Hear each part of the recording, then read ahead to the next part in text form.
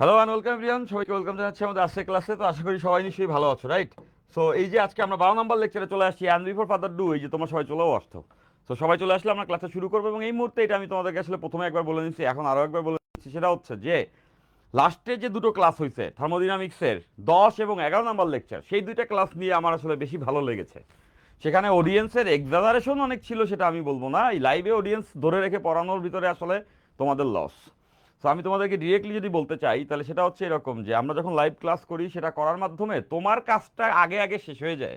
নাইলে জমায় রাখা কাজ কেউ কখনো শেষ করে না, তারা পিছায় পড়ে। তো এই জন্য তোমাদের জন্য একটা গুড সাজেশন, লাইভে থেকে ক্লাসটা করতে পারো। আর দ্বিতীয় যে ব্যাপারটা আমি বলতে চেয়েছি, সেটা হচ্ছে 10 এবং 11 নম্বর লেকচারটা করা আমার কাছে মনে হয়েছে এখানে আমরা সাফিসিয়েন্ট পড়ছি। সো আজকে আমরা 12 নম্বর লেকচারেও সাফিসিয়েন্ট পড়বো। এবং আমরা লাস্ট ক্লাসে যেখানে থেমেছিলাম সেটা তোমাদের সবার মনে আছে, আমি আলোচনায় আসতেছি। তোমরা প্রথমে গ্রিটিংস, কে কেমন আছো, কোথায় আছো, ভালো আছি, এই সেই হান্তান, এগুলো আসলে বলতেছি। এগুলা কাজের কথা না, তার আগের কথাগুলো আমি বলছি। তো সেটা হলো যে 10 এবং 11 নম্বর লেকচারের পর আজকে 12 নম্বর লেকচার। 11 নম্বর লেকচারে আমরা কার্নো ইঞ্জিনের দক্ষতার পোষণটা ভালো করে দেখছি। এবং আমরা তারপরে আমরা সেখান থেকে কিছু এক্সটেনশন দেখছি, যেখানে রুদ্রতাপীয় প্রক্রিয়া এবং সমস্ত প্রক্রিয়ার গ্রাফের কথাবার্তাগুলো আমরা শিখেছি। ওখান থেকে মেইন স্ট্রিম যে অঙ্কগুলো আছে ওটা আমরা করেছি। তো আজকে এই 12 নম্বর লেকচারে আমরা যে পার্টটা করব সেটা বলে রাখছি প্রথমেই। কার্নো ইঞ্জিন যেটা আমরা পড়েছিলাম, সেটার একটা অংশ আছে অ্যাডভান্সলি, আমরা ওই এরিয়াটা বের করতে চাই। ওই কার্নট সাইকেলে যে এরিয়াটা কভার করে সেটাকে আমরা বের করতে চাই। এবং সেটা বের করার কোনো অঙ্ক আমাদের বইয়ে নাই বা অ্যাডমিশনও আসে নাই। কিন্তু সেটা তো করা যায় আমাদের নলেজ থেকে, সেটা আমরা করব। আজকে ক্লাসের লাস্টের অংশে আমরা ওটা করব, সেটা হবে লাস্ট পোর্শন। এর আগে তাহলে আমরা কি করব? এর আগে আমরা রেফ্রিজারেটর যেটা আছে, বা এনট্রপি, রেফ্রিজারেটর না, আজকে আমরা এনট্রপিতে যাব। সো এনট্রপির যে টপিক আছে সেইগুলোর ভিতরে আমরা কিছুটা এক্সপ্লোর করবো এবং বাকি অংশগুলো দেখব। এবং এভাবে করে আর দুটো ক্লাসের মাধ্যমে আমাদের এই জিনিসপত্রগুলো যেগুলো থিওরিটিক্যালি আমাদের জানা লাগছে সেগুলো ডান হয়ে যাবে। এরপরে আমরা অঙ্ক করব। ওকে, 14-15 নম্বর ক্লাস থেকে আমরা অঙ্ক সলভ করব। প্রচুর অঙ্ক যদি সলভ করা হয় তখনই কিন্তু তুমি এর ফলাফল পাবে। ব্যাপারটা এরকমভাবে তুমি চিন্তা করতে পারো যে তুমি একজন, মনে করো, আম বাগানি। আম গাছের তুমি হচ্ছে বাগান করছো। এখন তুমি গাছ ভালো করে লাগাইছো, সেখানে পরিচর্যা করছো, that is really important, otherwise তো ওই বাগান কোনোদিন গ্রোই করবে না। তো যখন তোমার ওই পুরা আম বাগান তৈরি হয়ে গেল, যখন তোমার কি বলে যে ক্রপ যখন তুমি উঠাবা, তোমার ফসল যখন উঠাবা, তখন যদি তুমি সেটা না উঠাও, তাহলে তোমার এই বাগান করা এবং পুরা যে একটা প্রজেক্ট সেটা কিন্তু বৃথা, রাইট? তো ওই জায়গা থেকে আমি তোমাদেরকে বলবো যে একটা চ্যাপ্টারকেও তুমি এভাবে দেখতে পারো।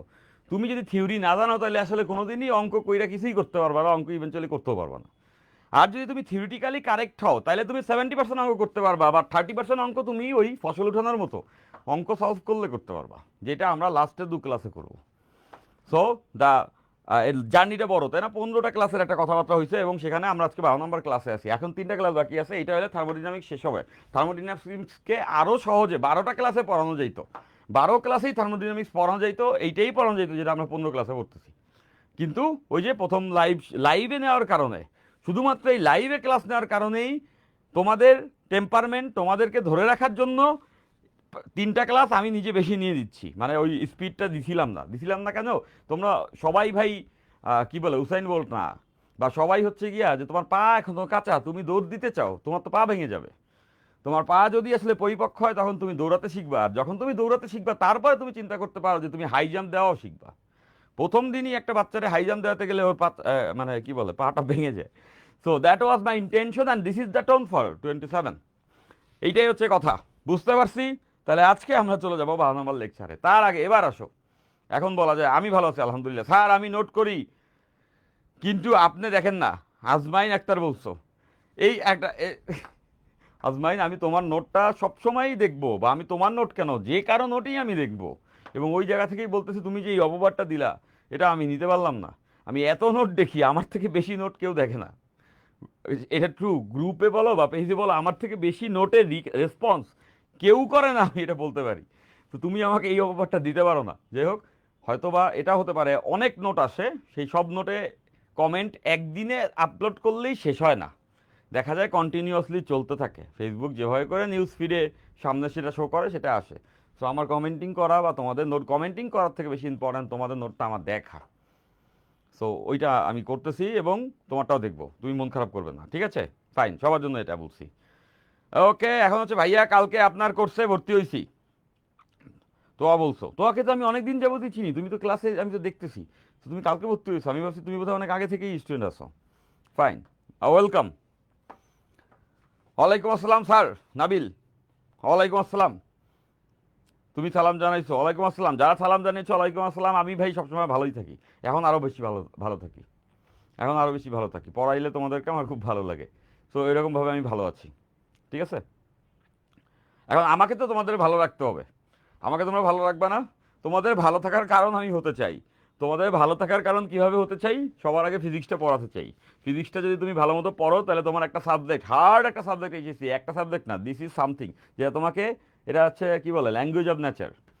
এটা তোমাকে চিন্তাশীল বানাবে, ইমাজিনেশন পাওয়ার বাড়াবে, বস্তুগত চিন্তাকে তোমাকে ধারণ করতে, সেটা ভিজুয়ালাইজ করতে তোমাকে ক্যাপাবেল বানাবে। তখন তুমি এমন কিছু জিনিস চিন্তা করতে পারবা যেইটাই আসলে তোমার পারপাস হওয়া উচিত ছিল দুনিয়াতে এসে, তোমাকে ভালো কিছুই করতে হবে, এর জন্য কি এটা তো পাঠাইছেন, তাই না?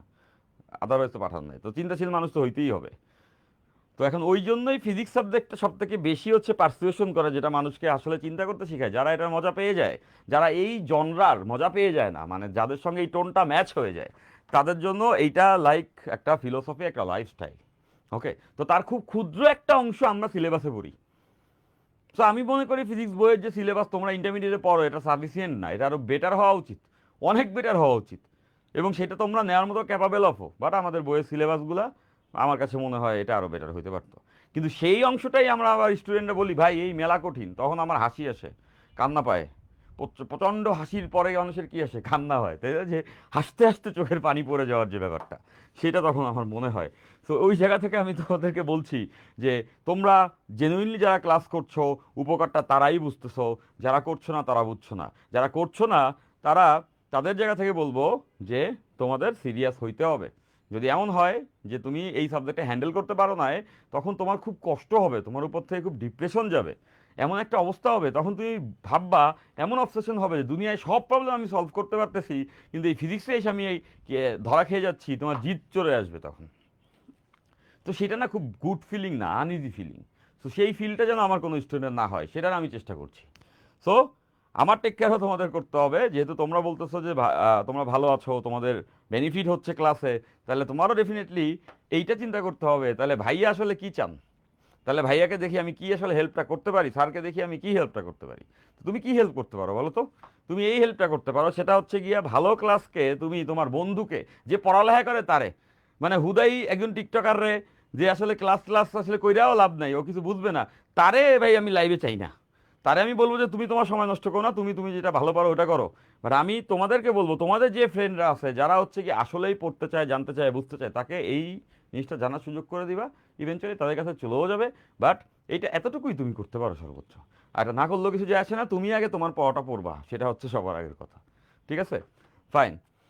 ভাইয়া একটা কমেন্টের রিপ্লাই করেন, তাহলে একটা কমেন্টের রিপ্লাই করে যদি আমি ক্লাসটা শেষ করে দিই তাহলে চলবে? তুষি তুষি তুষি সব কিছু, ওই যে তাসফিন জাহান তুষি, ও সব নোটগুলো ভালো মতো দেয়, তাহলে তোমার কমেন্টের রিপ্লাই আসলে করা উচিত। আমি দেখেছি তুমি ডেডিকেটেডলি পড়াগুলো পড়ো, ক্লাসগুলো করো, এবং হচ্ছে নোটও সাবমিট করো। তো যারা আসলে, আমি সুপার স্টুডেন্ট, এই জন্য তুমি কখনোই তোমার নিয়ে এত কোনো কিছু যায় আসে না, আসে তুমি সুপার স্টুডেন্ট, এই জন্য তোমার নিয়ে নাচার কিছু হয় না। কিন্তু কথা হচ্ছে যারা ডেডিকেটেড, তুমি হয়তো স্টুডেন্ট ভালো না, লেটসে ধরলাম যে তুমি দুর্বল স্টুডেন্ট, কিন্তু তোমার ডেডিকেশন আছে, তোমার ভালো করার ইচ্ছা আছে, তাহলে সে আমার প্রায়োরিটি লিস্টে ফার্স্টে থাকবে। এইটা হচ্ছে সলিড কথা। তো তোমাদের যারা স্টুডেন্ট আছে তোমরা খুব চমৎকার। তোমরা, আমি যতগুলো স্টুডেন্ট আমি আসলে এখন ডিল করছি, তাদেরকে আমার মনে হচ্ছে না তোমরা অ্যামেজিং আছো, তোমরা ভালো আছো। এটা ধরে রাখাটাই হবে হচ্ছে গিয়ে পরবর্তী ফেজে দেখার বিষয়। তাহলে এত আলোচনার মধ্যে কথা দাঁড়ালো, এখন ভাইয়া ক্লাসটি শুরু হবে, ফিজিক্স ক্লাস হবে, এবং আমরা মজা করে থার্মোডাইনামিক্সের যে পরের পার্টগুলো আছে ওইগুলোতে ডাইভিং করব।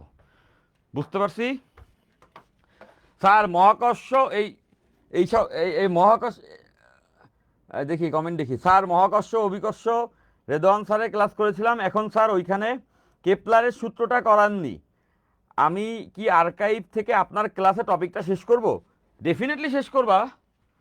করাননি বলতে তো তোমরা সবাই রেডি আছো, কিন্তু তোমাকে তো এটা মাথায় রাখতে হবে যে তোমাকে আমি আর্কাইভ, আমার চ্যাপ্টারটা আর্কাইভ পাইছো, মহাকর্ষ রেদওয়ান পড়াইছিল, এই দুটো চ্যাপ্টারই রেদওয়ান পড়াইছে, ভেক্টর এবং মহাকর্ষ, এবং বাকি সব চ্যাপ্টার আমি পড়াইছি, এবং আর্কাইভে তুমি আমার 10 চ্যাপ্টারই পাচ্ছ। তো অভিকর্ষ মহাকর্ষ দিয়ে তো পড়ানোরও 2 মাস আগে হচ্ছে তোমাদের আর্কাইভে দেওয়া ছিল। এখন কেপলারের সূত্র খুব বড় অংশ তা না, বাট এইটা না পড়াইলে সেটা তুমি অনুমতি নিয়ে পড়বা যে আর্কাইভ থেকে করবো, করবো কি করবো না, তাইলে তো মাইট দেওয়া দরকার। আমি প্রথমে তো বলছি আগে শেষ করে নাও সব আর্কাইভ, তো অবশ্যই করবা। আনসার ইজ ইয়েস, ডেফিনেটলি করবা, এটা আমার থেকে জিজ্ঞাসা করতেও হবে না। তারপরে তুমি এটা করছো, আমি তোমাকে অ্যাপ্রিসিয়েট করি, করে ফেলো, শেষ করে ফেলো, ঠিক আছে, ফাইন,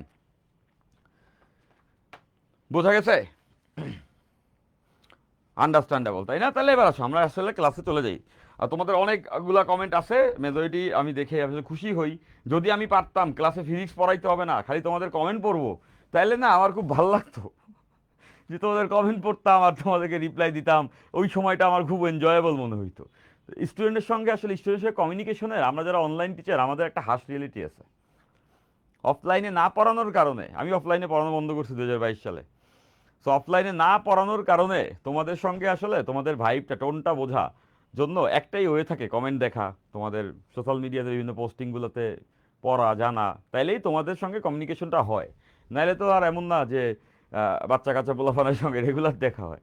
সো তোমাদের কমেন্টগুলো আমি পড়ি, আমি সাইলেন্ট ওয়াচম্যান বলতে পারো। সাইলেন্ট ওয়াচম্যান বলতে আমি আমি সব দেখি, আমি সিরিয়াসলি এভরিথিং আমি ফলো করি, সব কিছু আমি দেখি যে কে কোথায় কী করলো। এইটা ইম্পর্টেন্ট যে আমি সেটা হচ্ছে গিয়ে রিয়াক্ট করি না বা তোমাদের জানতে দিই না, বাট আমি সেটা ডেফিনেটলি অবজার্ভ করি, অবজার্ভ তো করবোই, কোন জায়গায় কী হচ্ছে, তাই না, দুনিয়াতে কী হচ্ছে এটা দেখতে হবে না। তো তাই বলে জানাটা না। তো স্টুডেন্টের রেসপন্সটা আমি আসলে ফিল করতে চাই। তোমাদের বাস্তবতা আসলে খুব টাফ, পড়তে ভাই তোমারই হয়, পড়তে ভাইয়া তোমাদেরই হয়। এই যে আমি তোমার ফিজিক্স ক্লাস নিচ্ছি, সেই জিনিসটা তো আমাকে পড়তে হয়েছে, তোমার মতো যখন স্টুডেন্ট ছিলাম তখন আমাকে এটা পড়তে হয়েছে, ওইটাই কষ্ট ছিল, ওইটাই পরিশ্রমের ছিল, ওইটাই অধ্যবসায়ের ছিল। এখন পড়াচ্ছি সেটা একটা অন্য ব্যাপার, কিন্তু জিনিসটা আমার অ্যাকোয়ার্ড যখন হয়েছে তখনই আমাকে টাফ টাইমটা পাড়ি দিতে হয়েছে। তো তোমাদেরকেও তো আমি এটা বলি, তোমাদের রিয়েলিটিও তো এটাই, পড়তে ভাইয়া তোমাদেরই হয়। টিচার এসে পড়ায় যাবেন, তার ওটা পড়া আছে, সে আরও অনেক পড়া আছে, কিন্তু কাজটার কিন্তু সব থেকে বড় অংশ তোমরা। একজন ডক্টর যখন সার্জন, একজন সার্জন যখন সার্জারি করে, মানে একটা অপারেশন চালায়, তখন এখানে কিন্তু একটা টিম গেম হয়। টিম গেমটা কি বলতো? ডক্টর একজন টিম মেম্বার, আর পেশেন্ট যিনি থাকেন, যিনি পেশেন্ট, যার সার্জারি হয়, সে একজন টিম মেম্বার। তাদের দুইজনের কোলাবোরেশনেই কিন্তু মনে করো যে ওই অপারেশন সাকসেসফুল হয়। তো আমি এটা কেন বলছি? বলছি যদি পেশেন্ট নিজের থেকেই বাঁচতে না চায়, তাকে তুমি যতই সার্জারি করো, যত ভালো ডাক্তারই হোক, তাকে কিন্তু সার্ভাইভ করানো যাবে না। তাহলে দ্যাট ইজ, ওই পেশেন্টকেই তাকে কোঅপারেট করতে হবে। আমি বলতে চাই একটা সার্জারিতে বেসিক্যালি পেশেন্টের ইচ্ছাটাই হচ্ছে গিয়া সবথেকে বড় কন্ট্রিবিউশন। সো এই অনলাইন ক্লাসটাকে যদি আমরা এভাবে করে বিশ্লেষণ করি, অ্যানালাইজ করি, তাহলে ব্যাপারটা এরকমই, যে স্টুডেন্টই হচ্ছে এখানে পেশেন্টের রোল প্লেয়ার, এইটা তোমাকেই করতে হয়। তোমরাই যদি এখানে আসলে সর্বোচ্চ, তোমাদেরই সর্বোচ্চ হচ্ছে গিয়ে আউটপুটটা দিতে হবে। আর টিচার 40%, আর 60% জায়গাতে স্টুডেন্টকেই কাজ করতে হয়। সো এই জন্য যখন আমি দেখি ক্লাসে স্টুডেন্ট নাই, তখন বুঝে যাই যে এরা ওই পরে করে নিব, পরে মানে পরে করা মানেই আমি বুঝছি পরের মধ্যে কিছু মানুষ করে নেয়, খুব বেশি করে তো সবাই নেয়। একটা ক্লাসের ভিউ বেশি হওয়া মানেই ক্লাস ভালো হওয়া না, কারণ হচ্ছে গিয়া ভিউ বেশি তো ফার্স্ট ক্লিক ভিউ হয়েছে, কিন্তু ক্লাসটা কি দেখছে সে? ক্লাস না দেখলে, আর ক্লাস দেখে যে শেষ করার ব্যাপারটা, সেইটা কিন্তু মনে করো ভালো স্টুডেন্ট ছাড়া, অধ্যবসায়ী স্টুডেন্ট ছাড়া, যাদের আসলে অদম্য চেষ্টা, যার জীবনে আসলে বড় হওয়ার ইচ্ছা আছে, যার জীবনে প্রকৃতপক্ষে মানুষ হওয়ার ইচ্ছা আছে, তারাই করে। তো ওই জায়গা থেকেই আমার কথা এরকম, যে ওই টিকে থাকতে হবে, ঝুলে থাকতে হবে, বেঁচে থাকতে হবে, জাজবা দেখাইতে হবে, নিজের জাত চিনাইতে হবে, নিজেকে ওই জায়গা পর্যন্ত নিতে হবে, এবং তারপরে গিয়ে যখন দুনিয়াবাসী মানবে যে ইউ হ্যাভ ডান ইট, ওই দিনকে তোমাকে আরো ঝাঁপায় পড়তে হবে আরো গ্রেটার কিছুর জন্য, যে today is the day I got my call, right? So তোমরা স্টুডেন্টরা সেরকম জাজবা হবে, সেরকম জাজবা হবে, কনফিডেন্স থাকবে চোখে মুখে, দেখলে ভালো লাগবে, এরকম যেন আমরা সবাই হই। ওকে ফাইন, সো লেটস ওয়েলকাম আমাদের ক্লাসে আমরা চলে আসি। ওকে, আচ্ছা, সো তাপগতিবিদ্যা, তাপগতিবিদ্যার আমরা লাস্ট ক্লাসের পরের যে অংশটাতে আছে সেখানে আমরা ঢুকে যাব, এবং আমরা লাস্ট অংশটাতে রুদ্রতাপীয় প্রক্রিয়া এবং সমষ্ণ প্রক্রিয়াতে ঢালের যে গ্রাফ আছে ওইটা দেখে শেষ করেছিলাম। ঢালের যে গ্রাফ আছে ওটা দেখে আমরা এই ক্লাসটা শেষ করেছিলাম, ঠিক আছে? তাহলে আজকে এর পরের অংশ। দেখো আজকে আমরা শুরুতেই একটা অঙ্ক দিয়ে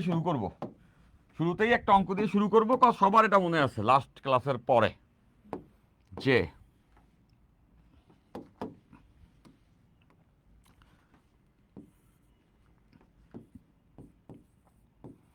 এটা আয়তন এবং চাপের একটা গ্রাফ।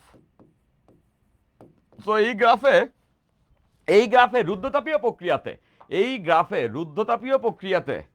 রুদ্ধতাপীয় প্রক্রিয়াতে একটা গ্রাফ দেওয়া আছে, যেখানে চাপ আয়তনের গ্রাফটা আমাদের এখানে গিভেন।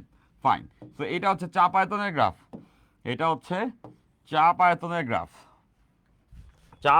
গ্রাফ। তো এখন চাপ আয়তনের গ্রাফের একটা বিন্দু দিয়ে দিছে। এটা একটা আইআইটি প্রবলেম। আইআইটি প্রবলেম বলে এইসব মার্কেটিং করার কোনো ইচ্ছে নেই। প্রবলেম তো প্রবলেম, সলভ করতে পারলেই শেষ। বাইনারি 1 অথবা 0, পারবো নাহলে পারবো না, সিম্পল। তো এখান থেকে আমি বলতেছি যে আইআইটি প্রবলেম এটা, এবং এখান থেকে আমি এটা দেখতে পাচ্ছি যে আসছিল কোনো একটা পরীক্ষাতে আইআইটির,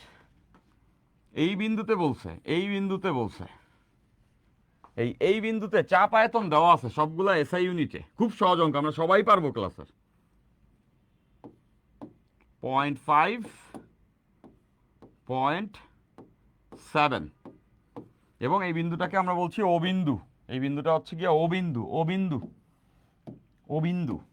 এখন এই ও বিন্দুতে চাপ পরিবর্তনের হার নির্ণয় করতে হবে। এই অঙ্কটা তুমি বইয়ে পাবে না, বইয়ে পাওয়ারও দরকার নাই, আমরা সবাই পারবো। এটা ভালো অঙ্ক, কনসেপ্ট বিল্ড করে। এই অঙ্কগুলাই করতে হয় ক্লাসে। 1000 কোটি অঙ্ক করে যদি আমি আসলে দিন শেষে ওখান থেকে আসা অঙ্কটাও স্টুডেন্ট না পারে, তাহলে তারে 1000 কোটি অঙ্ক করানোরই দরকার ছিল না। কিন্তু ক্লাসে যদি ইফেক্টিভলি তুমি প্রপার ম্যাথগুলো করতে পারো, যেটা তাকে আসলে সে যদি 10টা অঙ্ক করে যায় 100টা অঙ্ক পারবে পরীক্ষা হলে যায়, তাইলে সেটা খুব ইম্পর্টেন্ট।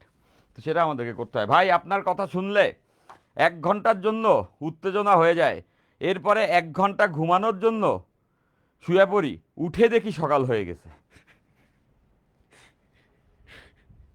তো এইটাই হওয়ার কথা না সোহাগ? এটাই তো হওয়ার কথা সোহাগ। সোহাগ এটা কেন হওয়ার কথা? তুমি ব্যাপারটা কেন বুঝো না? ম্যাচের কাঠি, একটা দিয়াশলাইয়ের কাঠি, এটা আমরা কেন জ্বালাই? এটা আমরা কি জ্বালাই যে ওই কাঠির আলোতে সারা রাত পড়বো? দিয়াশলাইয়ের কাঠিটাকে আমরা এজন্য জ্বালাই যে এটা 1 ঘন্টা যাবত জ্বলবে? দিয়াশলাইয়ের কাঠির পারপাস ওটা না। দিয়াশলাইয়ের কাঠির পারপাস হচ্ছে গিয়া ওইটা ইগনাইট করে, কোনো কিছুকে প্রজ্বলিত করে।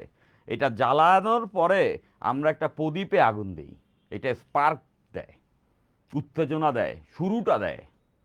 আর প্রদীপে কতটুকু তেল আছে, কতটুকু ফুয়েল আছে, সেইটা মেক শিওর করে এইটা কতক্ষণ দিম দিম করে জ্বলবে। একটা দিয়াশলাইয়ের কাঠি তুমি যখন আসলে জ্বালাও, তুমি কি জানো প্রথম যে হচ্ছে যে স্পর্শটা, ওইখানে ওইখানে টেম্পারেচারটা এত হাই থাকে, 700 ডিগ্রি সেলসিয়াস প্লাস থাকে, মানে অনেক তাপ উৎপন্ন হয় কিন্তু প্রথম স্পার্কে। কিন্তু সেটা বেশিক্ষণ জ্বলে না, নিভে যায়, একটু পরেই নিভে যায়। আর যেটা প্রদীপের বাতি, সেটা কি হয় বলতো? দাউ দাউ করে জ্বলে ওঠে না, কিন্তু সেটা সারা রাত জ্বলে। কত ওইটাই পটেনশিয়াল, যেটাকে আমি ফুয়েল বলছি। সো আমি তোমাদেরকে যখন আসলে কিছু মোটিভেশনাল বা তোমাকে ইন্সপায়ার করার জন্য পুল অফ করি, একটু একটু এই যে পড়লে হবে, তখন সেটা হচ্ছে একটা কাঠি স্পার্ক করা, যাতে করে তুমি আজকে রাতে পড়তে বসো। আর আমি জানি তোমার যদি আসলে প্রদীপে তেল থাকে, তুমি পড়তে বসলে সারা রাত পড়ে ফেলবা। ওইটাই তো মেইন কাজ। সো ওইটা করার জন্য দরকার হয় একটা দিয়াশলাইয়ের কাঠি। তোমার কাছে একটা প্রদীপ আছে, যেটাতে অনেক ফুয়েল আছে, বা তোমার কাছে কোনো লাইটার বা দিয়াশলাইয়ের কাঠি নাই, তাইলে ওই প্রদীপ no use. So this is the thing, তোমাদের বুঝতে হবে। মোটিভেশন কোনো কাজে আসবে না। একটা কাজের বিগেস্ট মোটিভেশন কাজটা শুরু করা। কাজ শুরু করলে কাজই মোটিভেট করে রাখে, কাজের মধ্যে ঢুকে রাখে। তো আমি তো জানি যে পোলাপান্ডি আমার এইগুলি বলে যে ভাইয়া পরে আমি না প্রচুর ক্লাস করতেছি, ওই পরে পাবজি খেলতেছে আর কি করতেছে আমি জানি। এই জন্য আমি বারবার বলি তুমি ভাই আমার সামনে আসো, আইসা তো ভাই তুমি পড়া দেখাও, ওই গল্প বলো না। কিন্তু তার ভিতরে এক্সেপশনালি অনেক ভালো স্টুডেন্ট আছে যারা পরে টাইম করে দেখে, সেটা আলাদা। কিন্তু সেই সংখ্যা সবাই না, মেজরিটি ফাঁকিবাজ। তো এই ফাঁকিবাজগুলোকে আমি ভালোবাসি, এই জন্যই বাসি যে তুই একটু পড়তে বয় ভাই। তোমরা যদি পড়তে বসো, তোমার ভালো হবে, আর তোমার ভালোটা কোনোভাবে হইলে এটা দেখতেও ভালো লাগবে। এটা এটা দেখতেই ভালো লাগে, টিচারদের পিওভিতে এরকমই ব্যাপারটা। ফাইন। আচ্ছা, তো এবার আসো,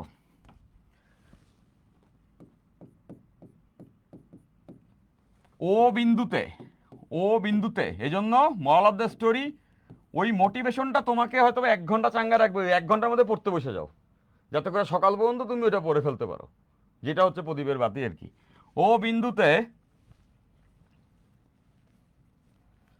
আয়তন পরিবর্তনের হার, আয়তন পরিবর্তনের হার, পরিবর্তনের হার, আয়তন পরিবর্তনের, আয়তন পরিবর্তনের হার, ও বিন্দুতে আয়তন পরিবর্তনের হার, হার 0.025 মিটার কিউব পার সেকেন্ড হলে, পার সেকেন্ড হলে চাপ পরিবর্তনের হার নির্ণয় করো। চাপ পরিবর্তনের, পরিবর্তনের হার নির্ণয় করো, চাপ পরিবর্তনের হার নির্ণয় করো, হার নির্ণয় করো, হার নির্ণয় করো। ওকে ফাইন, সহজ করছেন, খুব সহজে করে দিব আমরা, এটা আমরা পারি, সবাই পারি, সব স্টুডেন্টই পারে, জাস্ট একটু ওই ধরাই দিতে হয়, ধরাই দেওয়ার ব্যাপারগুলো তো আসলে হয়ে যাবে আর কি। আর থিওরি ভালো আন্ডারস্ট্যান্ডিং থাকলে এমনিই পোলাপান পারতে শুরু করে। আমি দেখেছি মিডিওকারের উপরে যারা থিঙ্কিং ক্যাপাবিলিটি রাখে, ওরা আমার ক্লাস থেকে সব থেকে বেশি উপকৃত হয়, ক্লাস করলেই দেখি ওরা আউটপুট দিতে পারে। আর বাকি যারা আসলে আউটপুট দিতে চায় তাদেরকে বলবো, ভাই অনেক ক্লাস তুমি করতে পারো, বাট সেই ক্লাস না তোমাকে পড়ালেখার ভিতরে ঢুকায় না, তোমাকে যেটা করে পড়ালেখা আরো কঠিন বানায় দেয়, মনে হয় যে ভাই এখানে অনেক জ্ঞান বুদ্ধি লাগে, নাহলে হবে না আমার দ্বারা। এই ভয়টাই আসলে বিপদে ফেলে দেয় স্টুডেন্টদেরকে। সো ওইটা মেক শিওর করতে হবে আর কি। হ্যাঁ, আর সব মোরাল অফ দ্য স্টোরি, ওই যে আছে না একটা কথা আছে, এই কথাটা তুমি সবসময় মাথায় রাখবো, আমরা সবাই মাথায় রাখবো। দেখো, কোনো ধরনের কামিয়াবি, কোনো ধরনের সাফল্য এসি রুমে বসে হয় না, এটা বুঝো। পরিশ্রম, কঠিন পরিশ্রম তুমি এসির টেম্পারেচারে বৈশা করতে পারবা, ওইটা হয় না। এন্ডুরেন্স লাগে, নিজেকে নিজেকে ডেডিকেট করতে হয়, নিজেকে ডেলিভারেটলি কাজে লাগাইতে হয়। তো তোমাদের কষ্ট হবে পড়তে, পড়তে আনন্দ আমি বলি, করার চেষ্টা করি, কিন্তু তোমাকে জানতে হবে হার্ড লাইনটা এটাই, যে পড়তে 6 ঘন্টা তোমাকে নিজের শরীরের উপর থেকে প্রেশারটা যাবে, সেটা তুমি ক্লাসে দিবা, সেটা তুমি তোমার পড়ার সিটিংয়ে দিবা, এবং যখন ফলাফল আসবে না, তখন তোমার ভিতর থেকেই আসলে একটা আলহামদুলিল্লাহ, বা ভিতর থেকেই তোমার বেরোয় আসবে এটা ঠিক ছিল। এটাই আমার জীবন চেঞ্জ করেছে। সো তোমাদের স্টুডেন্টকে বলবো, তোমাদের টেম্পারমেন্ট কই যায় ঠিকছে, কই যায় ঠিকছে টেম্পারমেন্ট। আজকে এই জেনারেশনের কাছ থেকে আমি এটাই দেখি যে ভাই 10 সেকেন্ডের রিলস দেখার তার ধৈর্য নাই, সে একটা ইফেক্টিভ ক্লাস করে শেষ করবে, এটাও আমার ওরা বুঝায় যে ভাই আমি করি। তখন আমি ভাবি হ্যাঁ করছো অনেক। যখন স্টুডেন্টটা ক্লাস করে নোট সাবমিট করে, তখন আমি মানি ও ক্লাস না করলে নোট কেমনে করছে, তখন আমার মনে হয় ওরা রেগুলারলি পড়ে। তুমি আমাকে না দেখাইলেও আসলেও যদি তুমি নোটটা করে থাকো, এটা করে অনেকেই করে, মেজরিটি করে, তার মানে সে পড়ছে, নিজের কাছে অনেস্ট থাকতে হবে। ওকে ফাইন, এবার আসো, সেই জায়গাতে আমাদের চাপ পরিবর্তনের হার নির্ণয় করতে হবে। তো দ্য থিং ইজ, এখানে এই ইনফরমেশনটাও ডেফিনেটলি দেওয়া থাকবে, সেটা হচ্ছে যে এই যে প্রক্রিয়াটা আছে, এটা রুদ্রতাপীয় প্রক্রিয়া বলা, এবং এটা গামাটা দেওয়া আছে। এখন চাপ পরিবর্তনের হার নির্ণয় করতে চাই, কি চাই? চাপ পরিবর্তনের হার নির্ণয় করতে। এখন চাপ পরিবর্তন মানে কি? ডিপি ডিটি, ডিপি ডিটি, সময়ের সঙ্গে চাপ কিভাবে পরিবর্তন হয় সেটা আমাদের বের করে দেখাতে হবে। তো এখন রুদ্রতাপীয় প্রক্রিয়া, তাহলে চাপ কই আছে? এটা তো টাইমের সাপেক্ষে ডিফারেন্সিয়েট করতে হবে, এটা তো বুঝে গেছি। সময় দিয়ে চাপরে ডিফারেন্সিয়েট করতে হবে, তো আমাকে নিশ্চয়ই চাপের একটা সম্পর্ক জানতে হবে, এবং রুদ্রতাপীয় প্রক্রিয়া চাপের সম্পর্ক, এটা তো আমরা জানি। কি জানি? P V to the power gamma equals to constant. এখন আমি তো চাপের আরো সূত্র ছিল, এটা কেন নিশ্চিত? দেখো, আয়তন পরিবর্তনের হার এই জায়গাতে বলাই তো আছে। তো আয়তন পরিবর্তনের হার বলা আছে মানে হচ্ছে আমার আয়তন এবং চাপের সম্পর্কটা দিয়েই কাজটা করতে হবে, যেহেতু চাপও বের করতে বলছে, কমন সেন্স। তো এইবার যে আমার কাজ হচ্ছে চাপ পরিবর্তনের হার বের করা। তো চাপ পরিবর্তনের হার যদি বের করতে চাই, আজকে ক্লাসটা কইরো, রেফ্রিজারেটরটাকে আমি সহজে বুঝাই দিব, সহজে বুঝতে যে পারে সেই স্মার্ট, সে কঠিন কঠিন কনসেপ্টকে প্যাচ না লাগাই করতে পারে। আর না করলে, কষ্ট করতে চাও করতে থাকো, কষ্ট করতে চাও তুমি, হচ্ছে গিয়া চাচ্ছ যে না পইলেই ভালো করতে, তারা মারা খাবা। আমি চাই তোমরা সবাই যেন ভালো করো। Okay fine. তো এই জায়গা থেকে আমরা যেটা দেখতে পাচ্ছি সেটা হচ্ছে যে এইটাকে আমাদের ডিফারেন্সিয়েট করতে হবে। তো ডিফারেন্সিয়েট করতে গেলে এই ফর্মে থাকলে তো সমস্যা। এই ফর্মে থাকলে সমস্যা কি বলতো? দেখো, ক্ষুদ্র ক্ষুদ্র ডিসিশনগুলো যখন নেওয়া হয়, কেন নিতে হয় সেগুলোর কথা আমি বলি, সেগুলো কিন্তু কাজে লাগে। তো দেখো, এখানে তুমি যখন টিএস চাপকে ডিফারেন্সিয়েট ডিরেক্ট করতে যাবা, তখন তো খাবা প্যারা, কারণ এটা ইউভিতে পড়ে যাবে না। চাপও পরিবর্তনশীল, আয়তনও পরিবর্তনশীল। ইউভিতে পড়ে গেলে তো ইউ এর সঙ্গে ভি থাকে, ভি এর সঙ্গে ইউ থাকে, তাতে একটা আটটার সঙ্গে থেকেই যায়, তাহলে আইসোলেটটা করা যায় না, যে একটার পরিবর্তনের সঙ্গে আরেকটা পরিবর্তন গুণ উত্তুন হয়ে যায়। সো সেটা করা যেহেতু যাবে না ডিরেক্ট ডিফারেন্সিয়েট করলে, এই জন্য ডিরেক্ট ডিফারেন্সিয়েট আমরা করবো না, আমরা সমীকরণটাকে একটু সাইজ করে নিব। এই সাইজ করার ব্যাপারটা ইম্পর্টেন্ট। সাইজটা কীভাবে করতে হবে? সাইজটা এভাবে করতে হবে যে বোথ সাইডে আমি এল এন নিয়ে নিব, লন, তোমরা লন বলো, লন বলে কিছু নাই, এল এন, ই ভিত্তিক লগরে বলে এল এন, এটা প্রনাউন্সিয়েশন এল এন। লন, লনের অঙ্ক অনেকে বলে না, ইভেন আমি গাইড বইগুলোতেও দেখছি 19 লনের অঙ্ক, লন বইলে কোনো অপারেটর নাই, এল এন বলে এটাকে।